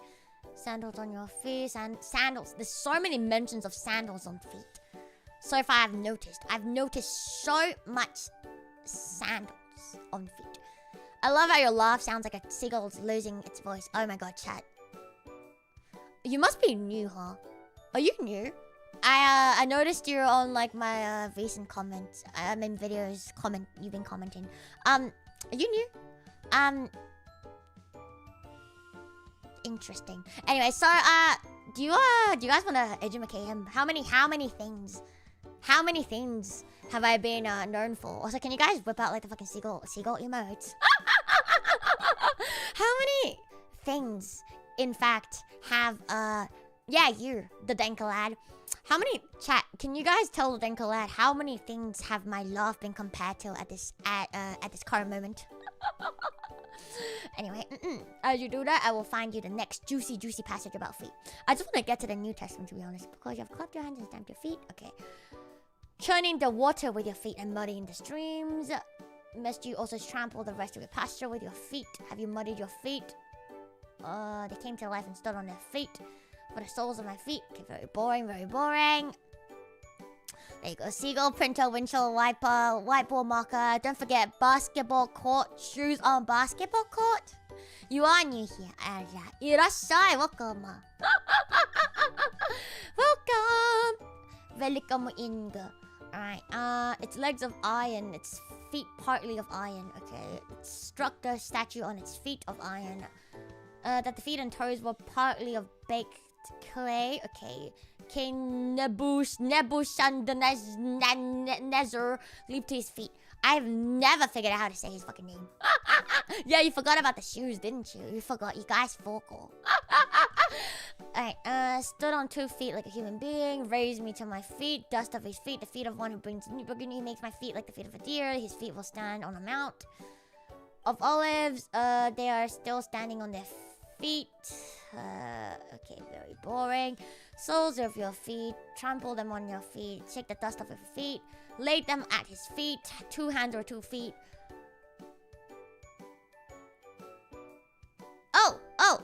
Oh, this one is interesting. Matthew 18:8. And I quote, if your hand... I feel like this is really relevant to what I said about Everest the other day. If your hand or your feet causes you to stumble, cut it off and throw it away. It is better for you to enter life maimed or crippled than to have 2 hands or 2 feet and be thrown into eternal fire. What a fucking wild passage. So you're telling me if my hand or my foot causes me to stumble, I need to cut it off and throw it away because it's better to be crippled than to have 2 hands or 2 feet and be thrown into it. Why will I be thrown into eternal fire because I have 1 foot or hand that stumbles? Right? Won't you just stumble more if you only have 1 foot? I feel like this is some kind of metaphor. Maybe it means like if you're like committing, like didn't they used to say like theft was punishable by like cutting off your arm? Maybe that's what this means. Like, you know, like if you like cut off the fucking hand that you're like, you know, like stealing with. Maybe, yeah, I think like the stumble is like a metaphor, right? Like when you sin with like your hand or your feet, then cut it off because it's like you're cutting off your sin. But like in the literal sense, it's really funny, is it not? Isn't it really fucking funny? Like look at this. Yeah, an eye for an eye was literal too. And did you know, like, I always find the word shekels to be very funny, but they actually used the word shekels back then. I remember reading. Wait, I gotta find my book. One sec. Where's my book?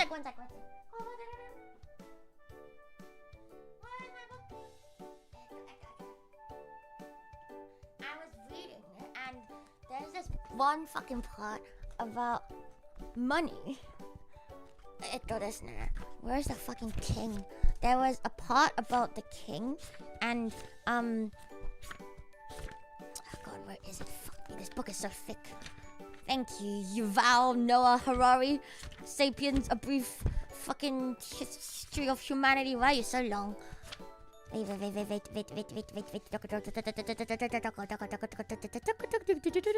No. I need money. Oh. 5,000. First Kingdoms, script, and money. There we go. 5,000? How do I get to 5,000?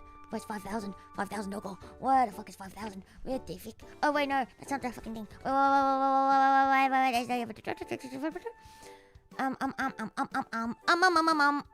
The capitalist greed is my favorite chapter. The law of religion is in the law of religion. Maybe 233. I need to read you this. It was so funny.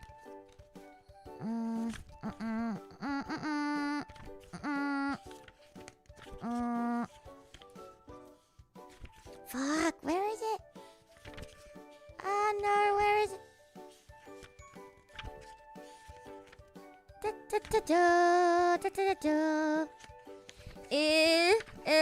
Edoko?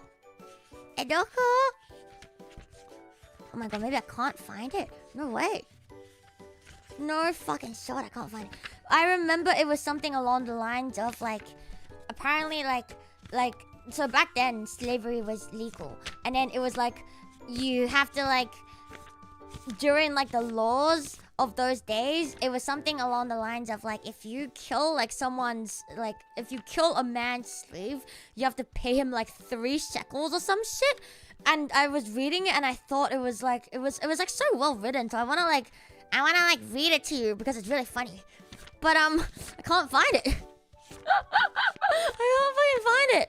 No, I don't go.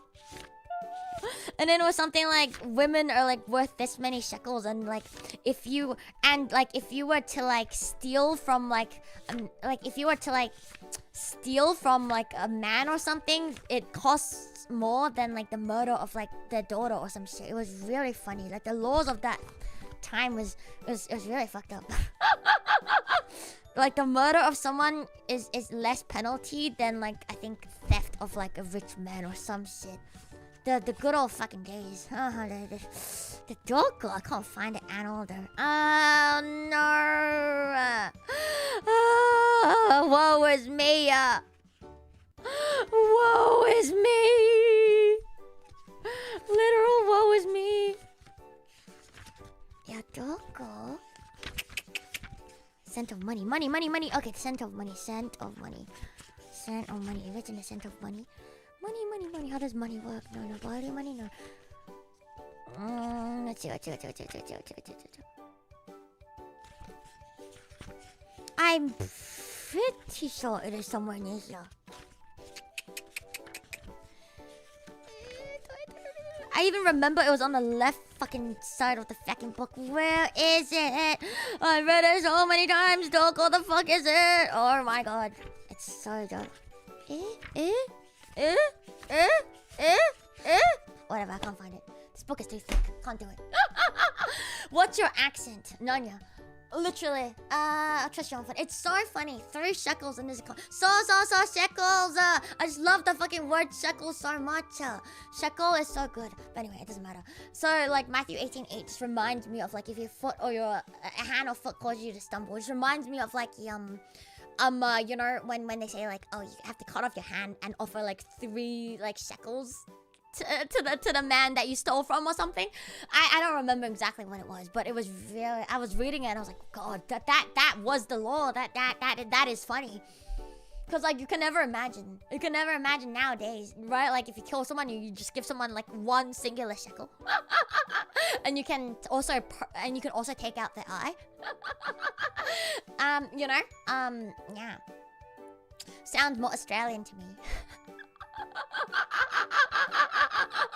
I wonder why. I wonder fucking why. So if your ox kills a slave, you have to pay 30. Is there something like that? I feel like there was some law like that back in the days, and it was really funny. Oh, if the slave dies under his hand immediately, end bracket, the master must be punished. Bracket, avenged, end bracket, which many scholars interpret it as the death penalty. Scottish. Understandable. Have a nice day. 3 shekels for you, probably. Oh my god, thank you for the 3 shekels. Wait, who did you murder? Who are you murdering? What the hell? What the hell? Goodness gracious me, how could he murder? Anyway, so okay. So I think that's what it means by what is meant by Matthew 18:8. If your hand or your foot causes you to stumble, cut it off and throw it away. It is better for you to enter a life maimed or crippled than to have 2 hands or 2 feet and be thrown into eternal fire.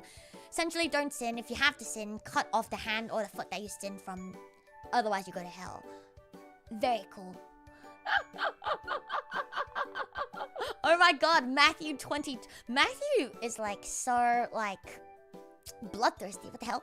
Matthew 22:44 says, "The Lord said to my Lord, sit at my right hand until I put your enemies under your feet." I'm gonna put your enemies under your feet, and you're not gonna stop me. Oh my god, oh my god, oh my god, oh my god, oh my god, oh my god, I found it, chat. The one Jesus. We're finally at the New Testament. Matthew is the beginning of the New Testaments that mention feet. So it turns out Matthew 7:6 was the first passage in the New Testament to mention feet. Wow. But I finally found Jesus of being accused of being a foot gamer. Jesus himself is a foot gamer, alright? Matthew 28:9 says, "Suddenly Jesus met them. 'Greetings,' he said. They came to him, clasped his feet, and worshipped him." Let this be known.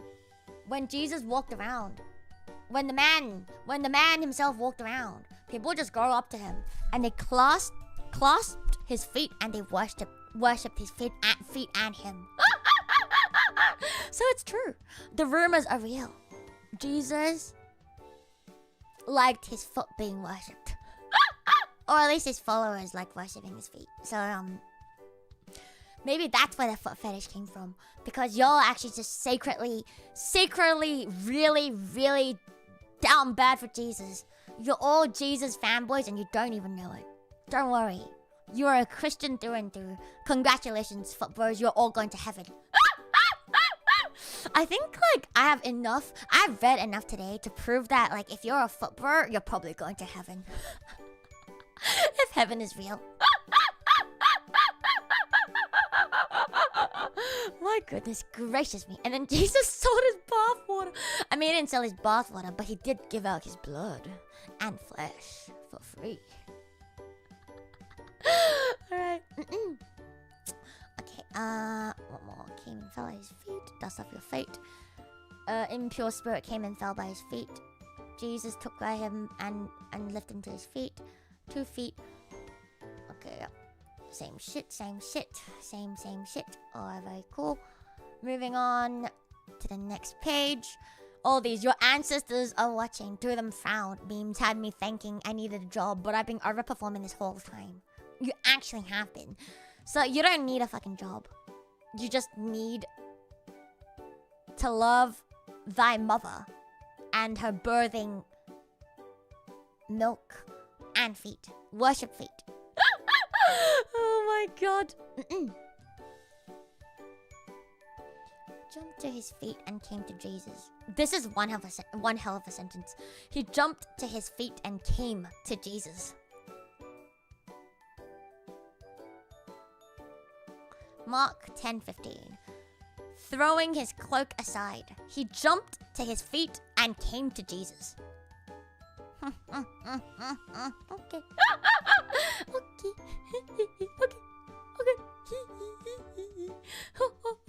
Okay. Thank you. Oh my god, another juicy one. Juicy.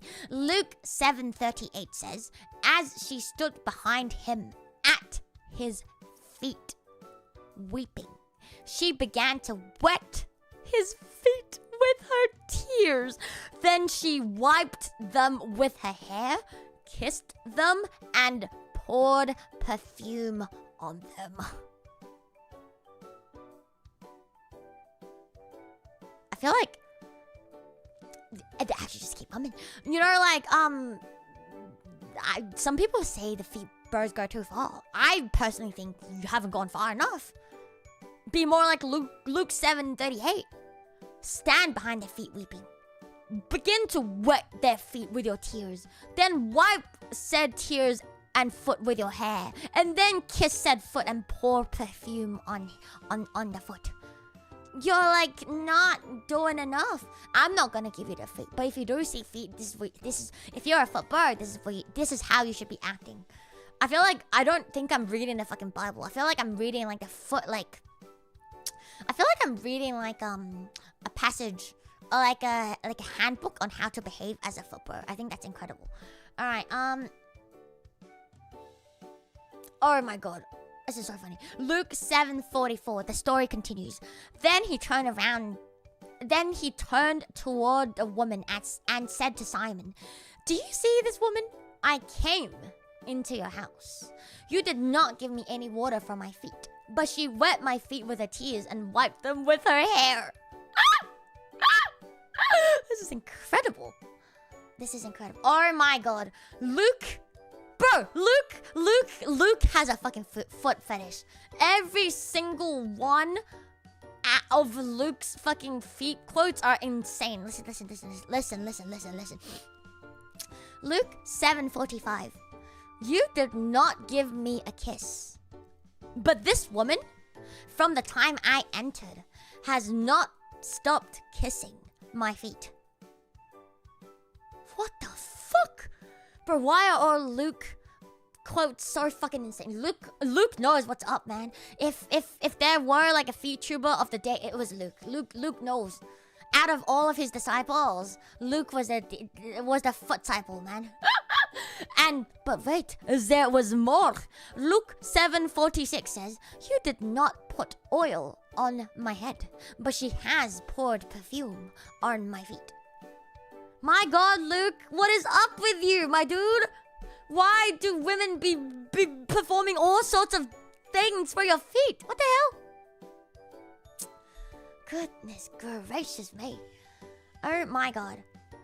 Okay, the next few are not. So, the next few from Luke is all about people crying at Jesus' feet, which is not as crazy because, you know, crying at someone's foot is okay. It's not as juicy as oiling and perfuming it and wiping it dry with your own fucking hair, because goddamn.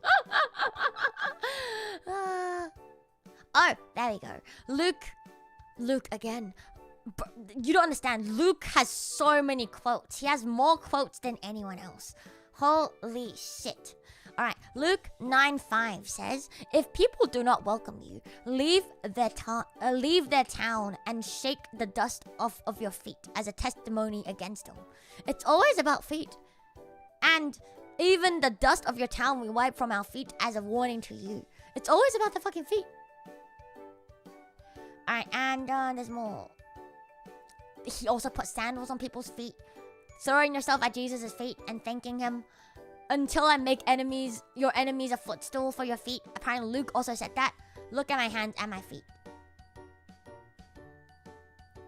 Oh my god. Luke not only believed in foot, he also believed in showing off his feet. Listen. Luke 24:39 says, "Look at my hands and my feet. It is I, myself. Touch me and see." Okay. A ghost does not have flesh and bones, as you see I have. Damn, Luke, you into some kinky shit, man. Not only do you have hands and feet, you let people touch?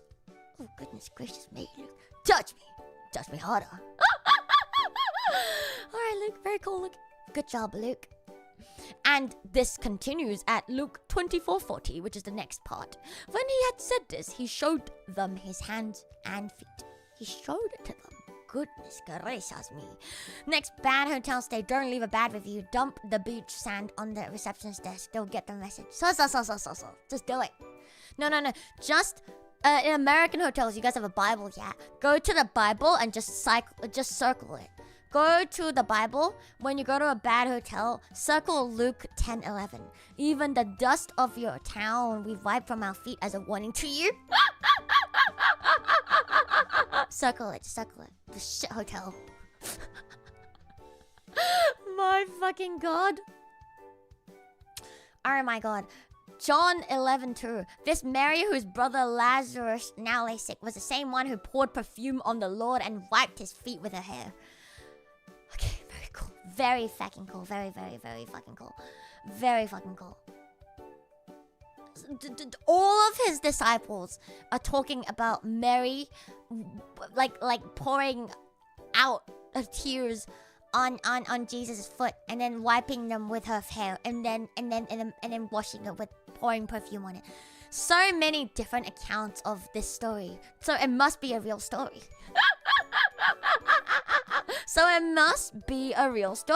Oh my god. And then there's John 13:1. This is the one that sparked this entire stream. John 13:1. Jesus washes his disciples' feet. It was just before the Passover festival. Jesus knew that the hour had come for him to leave this world and go to the Father. Having loved his own who were in the world, he loved them to the end. If you love them to the end, you will wash their feet. So not only did people cry on Jesus' feet and oil them, shower them with tears, wipe them with their hair, pour perfume on it, he also proceeded to wash his own disciples' feet. Very kinky. My goodness gracious me.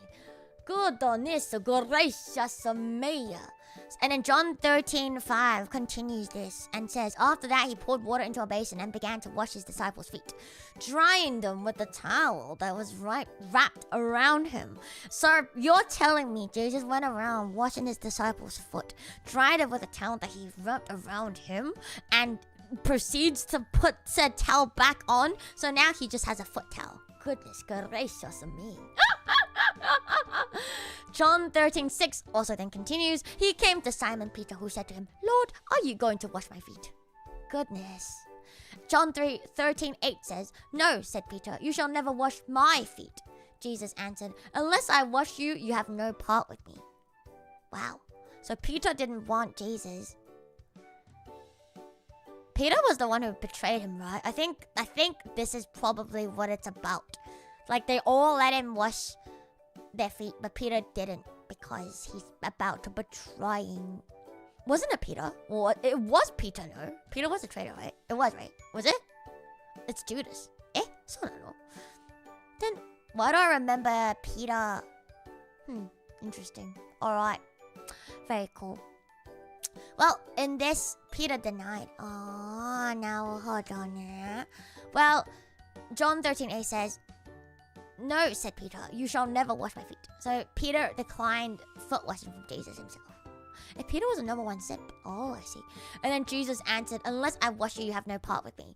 Jesus had such a foot fetish. Unless you let him wash your feet, he does not claim you. That is crazy. That is the craziest foot bro I've ever heard. Peter, the horse is here. Wasn't it Thomas who denied him? I don't know, but John 13:8 says, Peter said, Do not wash my feet, Jesus. And Jesus says, No, I must. And then John 13:9, the plot thickens. John 13:9 quotes, "Then Lord, Simon Peter replied, 'Not just my feet, but my hands and my head as well.'" Not just your feet, but your hands and your head as well. Ooh, me, oh my, alright, okay. Oh my god, oh my god, oh my god. John 13:10. This is for all you stinky gamers out here. All your stinky gamers, listen up. Jesus answered, "Those who have had a bath need only to wash their feet. The whole body is clean, and you are clean, though not every one of you. Let this be known. If you've ever taken a bath, you only ever need to wash your feet from now on, because the whole body is clean. Only wash your feet from now on. Showering, I've always known showering was fucking evil. Only wash your feet." The gamer shower. Jesus approves of the gamer hygiene. Let's fucking go. You know, people these days really need to take a page out of the fucking Bible. Like, for real, for real. Oh, me, oh my, oh me, oh my. Okay, John 13:12 continues. When he had finished washing their feet, he put on his clothes and returned to his place. So he was washing their feet naked? When he had finished... Wait, reading comprehension. When he had finished washing their feet, he put on his clothes. Okay? And returned to his place. "Do you understand what I have done for you?" he asked them. Is this Sagex? Is the Sagex here with me? Like, I understand washing their feet, but why do you have to be naked? Whole? So now, what are you only washing their feet? You were doing it when naked? And then when you're done, you wrap the fucking foot towel back around. Oh, okay, very cool. Thank you. Good stuff. Alright, good stuff.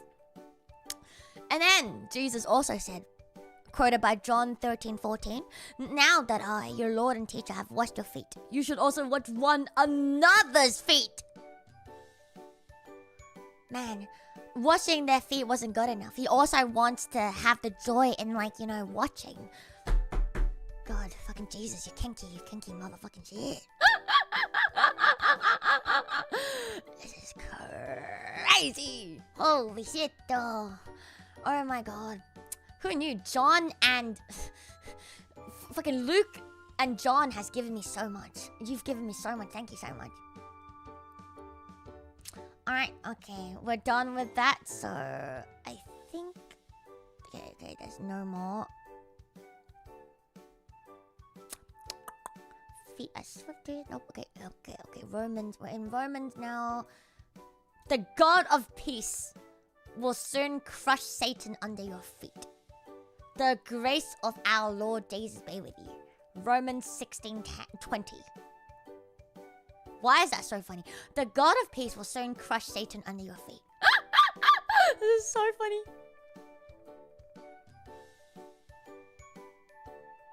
This is also really funny, but I have no idea how to pronounce this. Corinthians maybe? 1 Corinthians 12:21. "The eye cannot say to the hand, 'I don't need you,' and the head cannot say to the feet, 'I don't need you.'" Oh my god. We found the cause of the feet bros. Because the head cannot say to the feet, "I don't need you." Perfect pronunciation. Oh, thank you. It's Corinthians. Damn. I'm so good. I didn't think I was like going to find why foot bros are foot bros by reading the Bible, but god damn, I found out we understand why foot bros are foot bros now. Because the eye cannot say to the hand, "I don't need you," and the head cannot say to the feet, "I don't need you." Thank you, 1 Corinthians 12:21. Never forget, 1 Corinthians 12:21. If anyone ever doubts white feet, and if they think you're disgusting for liking feet, 1 Corinthians 12:21 has got you covered. Goodness gracious me. Alright, okay, more. Oh, 1 Timothy 5:10, and is well known for good deeds, such as bringing up children, showing hospitality, washing the feet of the Lord's people. My God, people really liked feet washing back then, huh? Helping those in trouble and devoting herself to all kinds of good deeds. I'm starting to understand. If you are a good person, you will wash people's foot. Therefore, if you should be a feet bro, and you should wash people's feet. Easy route to heaven if that's what you believe in. Be known for your good deeds, such as washing the feet of the Lord's people. All you gotta do is wash feet, embrace feet, perfume feet, cry on feet, dry feet with tears, cry at his feet, and then, boom, you're there. The Bible has feet. So much feet, my dude. So much fucking feet. You're not ready. Put everything on the feet. Make level path for your feet. Sit on the floor by my feet, reaching down to his feet, and with a golden slash around his chest, his feet were like bronze glowing in a furnace. When I saw him, I fell at his feet, whose feet are like burnished bronze. Fell at your feet and acknowledged that I loved you. On their stood on their feet, under her feet, with the moon under her feet, but had feet like those of a bear and a mouth like that of a lion. At this, I fell at his feet to worship him. And this is the very last mention of foot. It is Revelation 22:8. I, John, am the one. Are you ready for the very last quote of mentioning of feet? Remember, I only searched feet. There may be more mentions of the word foot because they show up as different things. So today, we've actually only had time to look through feet. And just feet alone had 247 different instances in both in the Old and New Testament combined in the New International Version. So the very last quote from Revelation 22:8. It is, I, John, am the one who heard and saw these things. And when I had heard and seen them, I fell down to worship at the feet of the angel who had been showing them to me. The very last message is to worship feet. Case closed. How you guys feeling? Do you feel closer? Do you feel like life makes sense yet? Do you feel like your life suddenly has meaning? Do you all of a sudden understand life now? You understand? Do you get it now? Do you understand? Who was that angel? Don't know. No idea who that angel was, but it was from Revelation 22:8. It's just an angel. Who knows? I have a newfound respect for the Bible. Me too. I understand everything. You know, I've always thought, you know, religion is not for me. But it turns out today that religion very may as well could be for me. And I've been sleeping on it this whole entire time. I've been sleeping on religion this whole entire motherfucking time. I am a fool. Why have I been doing that? Why have I been... No, I am now a Christian streamer, and I will now do Bible studies every day. Please read the Quran next time. Maybe. It's a buffet, just find the bits. Yeah, maybe. Mayhaps I shall. But I'm just so, like, surprised at, like, how based the fucking... You know, like people, I feel like so many people shit on like God believers of all kinds all the time. But I feel like the Christians, like the Jesus God worshippers, believers are low-key kind of cooking. Low-key, you guys are actually kind of cooking, you know. Quran is essentially Old Testament, right? I think it's like pretty much the same thing, right? Hello, Vinksky? What site did you use again? It's a site called Bible Gateway. You can just go there and then you can search by words, and then you can like go through and find different versions of the Bible, because there's so many fucking different versions of fucking Bible because of like translations and shit. And so I literally just went to a website, typed in feet in the search bar, and it comes up with all of it. And it's really actually, it's like a nice website. They're like really like organizes everything. Like great UI. Who knew like Christians had such great fucking web devs? Looked it up. Hindus like touching revered guru's feet. They too are based. Oh my goodness. I must. You're so right. There's so much feet to be enjoyed, chat. And we've been sleeping on the ultimate foot handbook, the Bible itself. Literally, amen. From now on, feet bros, if you're not Christian, I think it's time to convert, because truly the Bible knows where it's at. The Bible actually, I feel like, would unironically accept your foot fetish more than a random person on the street. So, there you go. There you fucking go. Who knew? Who fucking knew that out of everyone who would have accepted you, it was Jesus himself. Oh, Jesus, my fucking goat. I knew you were a homie for a fucking reason. I knew we were friends for a fucking reason, Jesus. My goat, my homie. My best old handle. I knew we were friends. Oh, Jesus, Jesus, Jesus, my best old handle. The way home is open. So. Alrighty, Osis. Well, thank you very much for joining me on this foot stream. I hope you liked it. I have learned so much today. And please, don't ever forget. Today, we have learned so many. Although, I think the image of...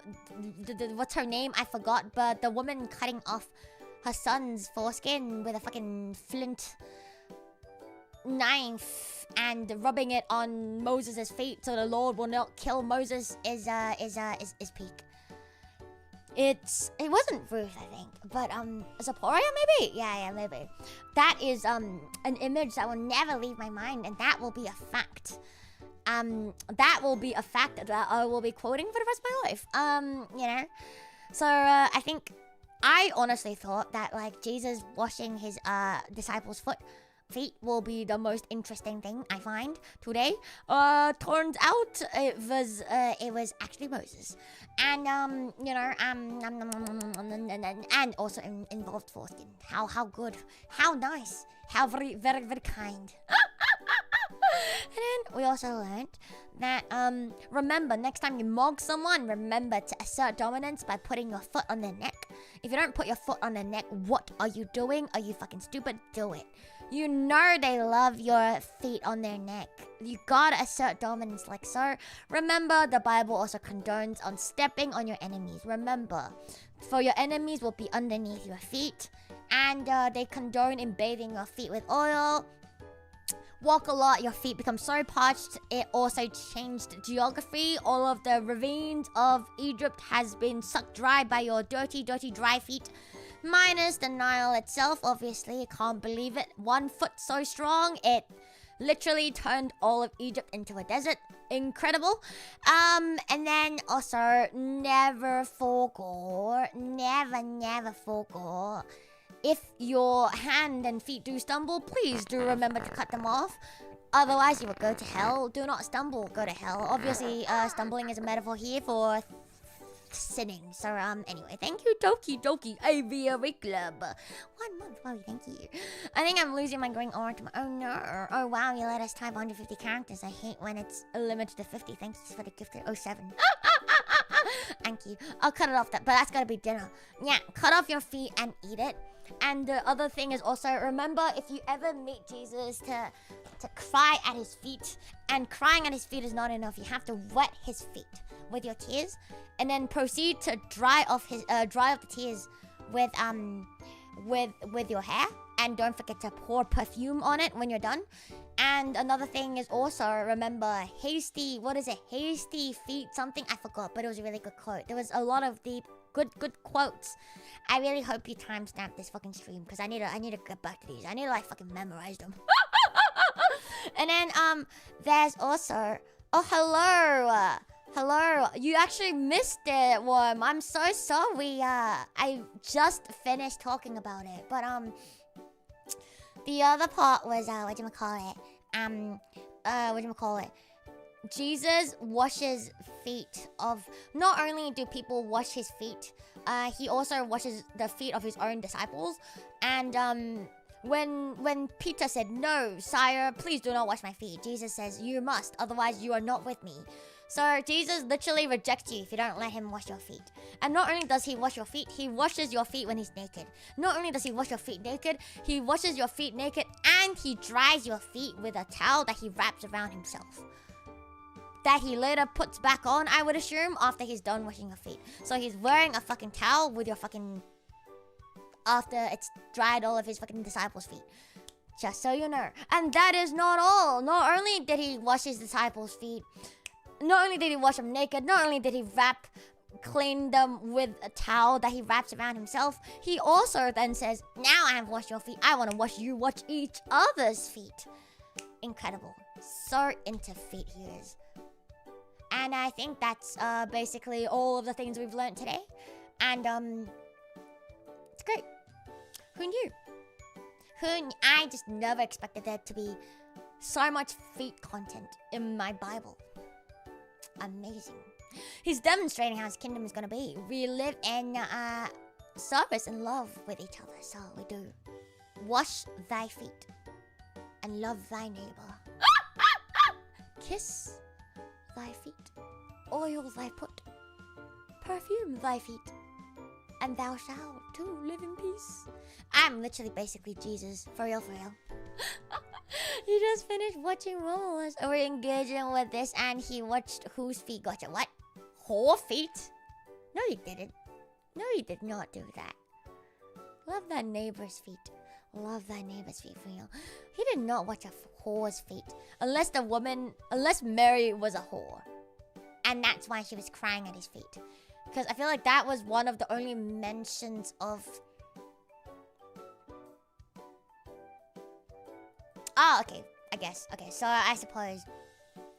So, the one who cried at his foot, Mary, the one who cried at his foot, who wet his foot with her tears, and then dried it with her hair, and then proceeded to fucking oil... Biblically accurate feet content. Thank you, Barbara. Thank you. Thank you, Barbara. But yeah, so the one he whatchamacallit? I forgot my sentence. Okay, so Mary, the one who cried at his feet, wet his feet, dried his feet with her hair, and then perfumed his feet, is a whore. Okay, gotcha. Just not focus on feet so much. No. We need to focus on the feet, chat. You don't understand. Next time we'll find a different thing. I'm starting to believe in God now. God sounds like a cool dude. You know what? Jesus sounds pretty cool. We could be friends. I would be friends. The fact that she even had perfume should have been a giveaway. Wait, what? You couldn't have perfume unless you're prostitute, really? I'm 12 and gay at this point. Oh, I'm so proud of you. 12 and gay. Are you actually 12? Because that's a bannable offense. Next time, look up child. Oh, no. Oh, no. Did you know that the story of the adulteress caught and accused brought to Jesus be judged was apparently a medieval edition? Did not know that. Interesting. I feel like that would make sense, no? Because I feel like... Wasn't it like something like prostitution was not like a sin at all until like way later on? So I feel like that would make sense because they wouldn't judge, you know, like prostitutes because it just wasn't a sin. Plenty of fun stuff about kids in the Bible. Oh goodness gracious me, yeah. Alright, it's cool. It's cool. It's very cool. Pog, very pog. I can't believe, you know, I was on half an hour of sleep today. I thought I was going to fight Lord Jesus himself to get shit done. But it turns out that the Bible was so interesting. It kept me awake. Who knew? Who knew the Bible was such a fucking powerful source of entertainment? It kept me awake, though I've only slept half an hour. So with that being said, I really gotta go now and finish working on whatever the fuck I work on. And I'll probably chill on VC so I can actually get shit done and don't fucking fall asleep. Dirty feet has got no rhythm. Have the rest of the shekels because 97 is a weird number. Thank you. This is keep your fucking 97 shekels to yourself. God damn it. Thank you. Thank you very much. On to see you next stream. See you guys next time. I think the next time I'll stream is probably going to be in 2 days' time on the 31st. So it'll be the very last day of this year for me. I don't know what I'm gonna do yet. I don't know what I want to do for the very last stream of this year. I don't know if I'm ready. I actually don't know if I'm ready. There's some extreme stuff in the Old Testament. I read both. I read both the Old Testament and the New Testament, actually. It's in both. Forgot to add you. Add me? Add me where? Add me what? What are you adding me? Alright, I now go chill on the Discord and edit my videos. Friendly reminder that the moment Melody concert is tonight. Well, tonight, this morning for me, which is probably early-ish morning, I would assume, for Americans. It's 2 a.m. JST, which means it is probably around, in 13 hours, which is around what PST? Probably 11 p.m. 11 p.m. 9 a.m. PST. So my live reaction to Lot would be absolute Lot. What is Lot? Lot? I'll watch it later at work. I don't know if I can stay up until 4 a.m. today, or if I can even wake up at 4 a.m. because it's 4 a.m. for me when it comes out. So if I am up, I may just chill on VC and y'all can watch it with me. Praise my editing skills. I'm only editing 5 videos, but god damn, it feels like a fucking eternity. Hi, da. Thank you guys very much. Hope you guys had a good time. This was very fun. Thank you for whoever suggested I should read feet passages of the Bible. This has been a very mind-opening, boggling feet, guilty feet have got no rhythm experience. So, with that being said, on to my mind and out to go to this. See you guys in 2 days' time, and maybe tonight though on Vivi's channel. Wasn't it you yourself? No. Someone else brought it up. Someone else told me that there's a lot of feet in the Bible, which is how this came about. So. Thank you all very much. Do not miss me. Don't miss me this now. Don't do it. We're queens, okay? Thank you very much. Thank you. So, bye-bye. I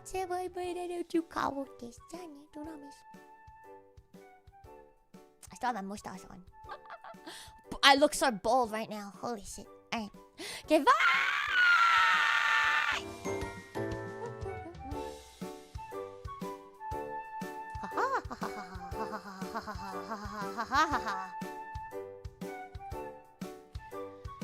Dirty feet have got no rhythm.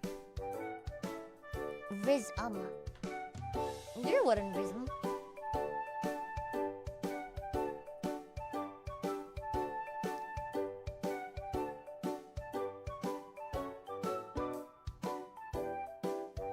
Of course no one's fucking streaming. Naki? Oh, save my life.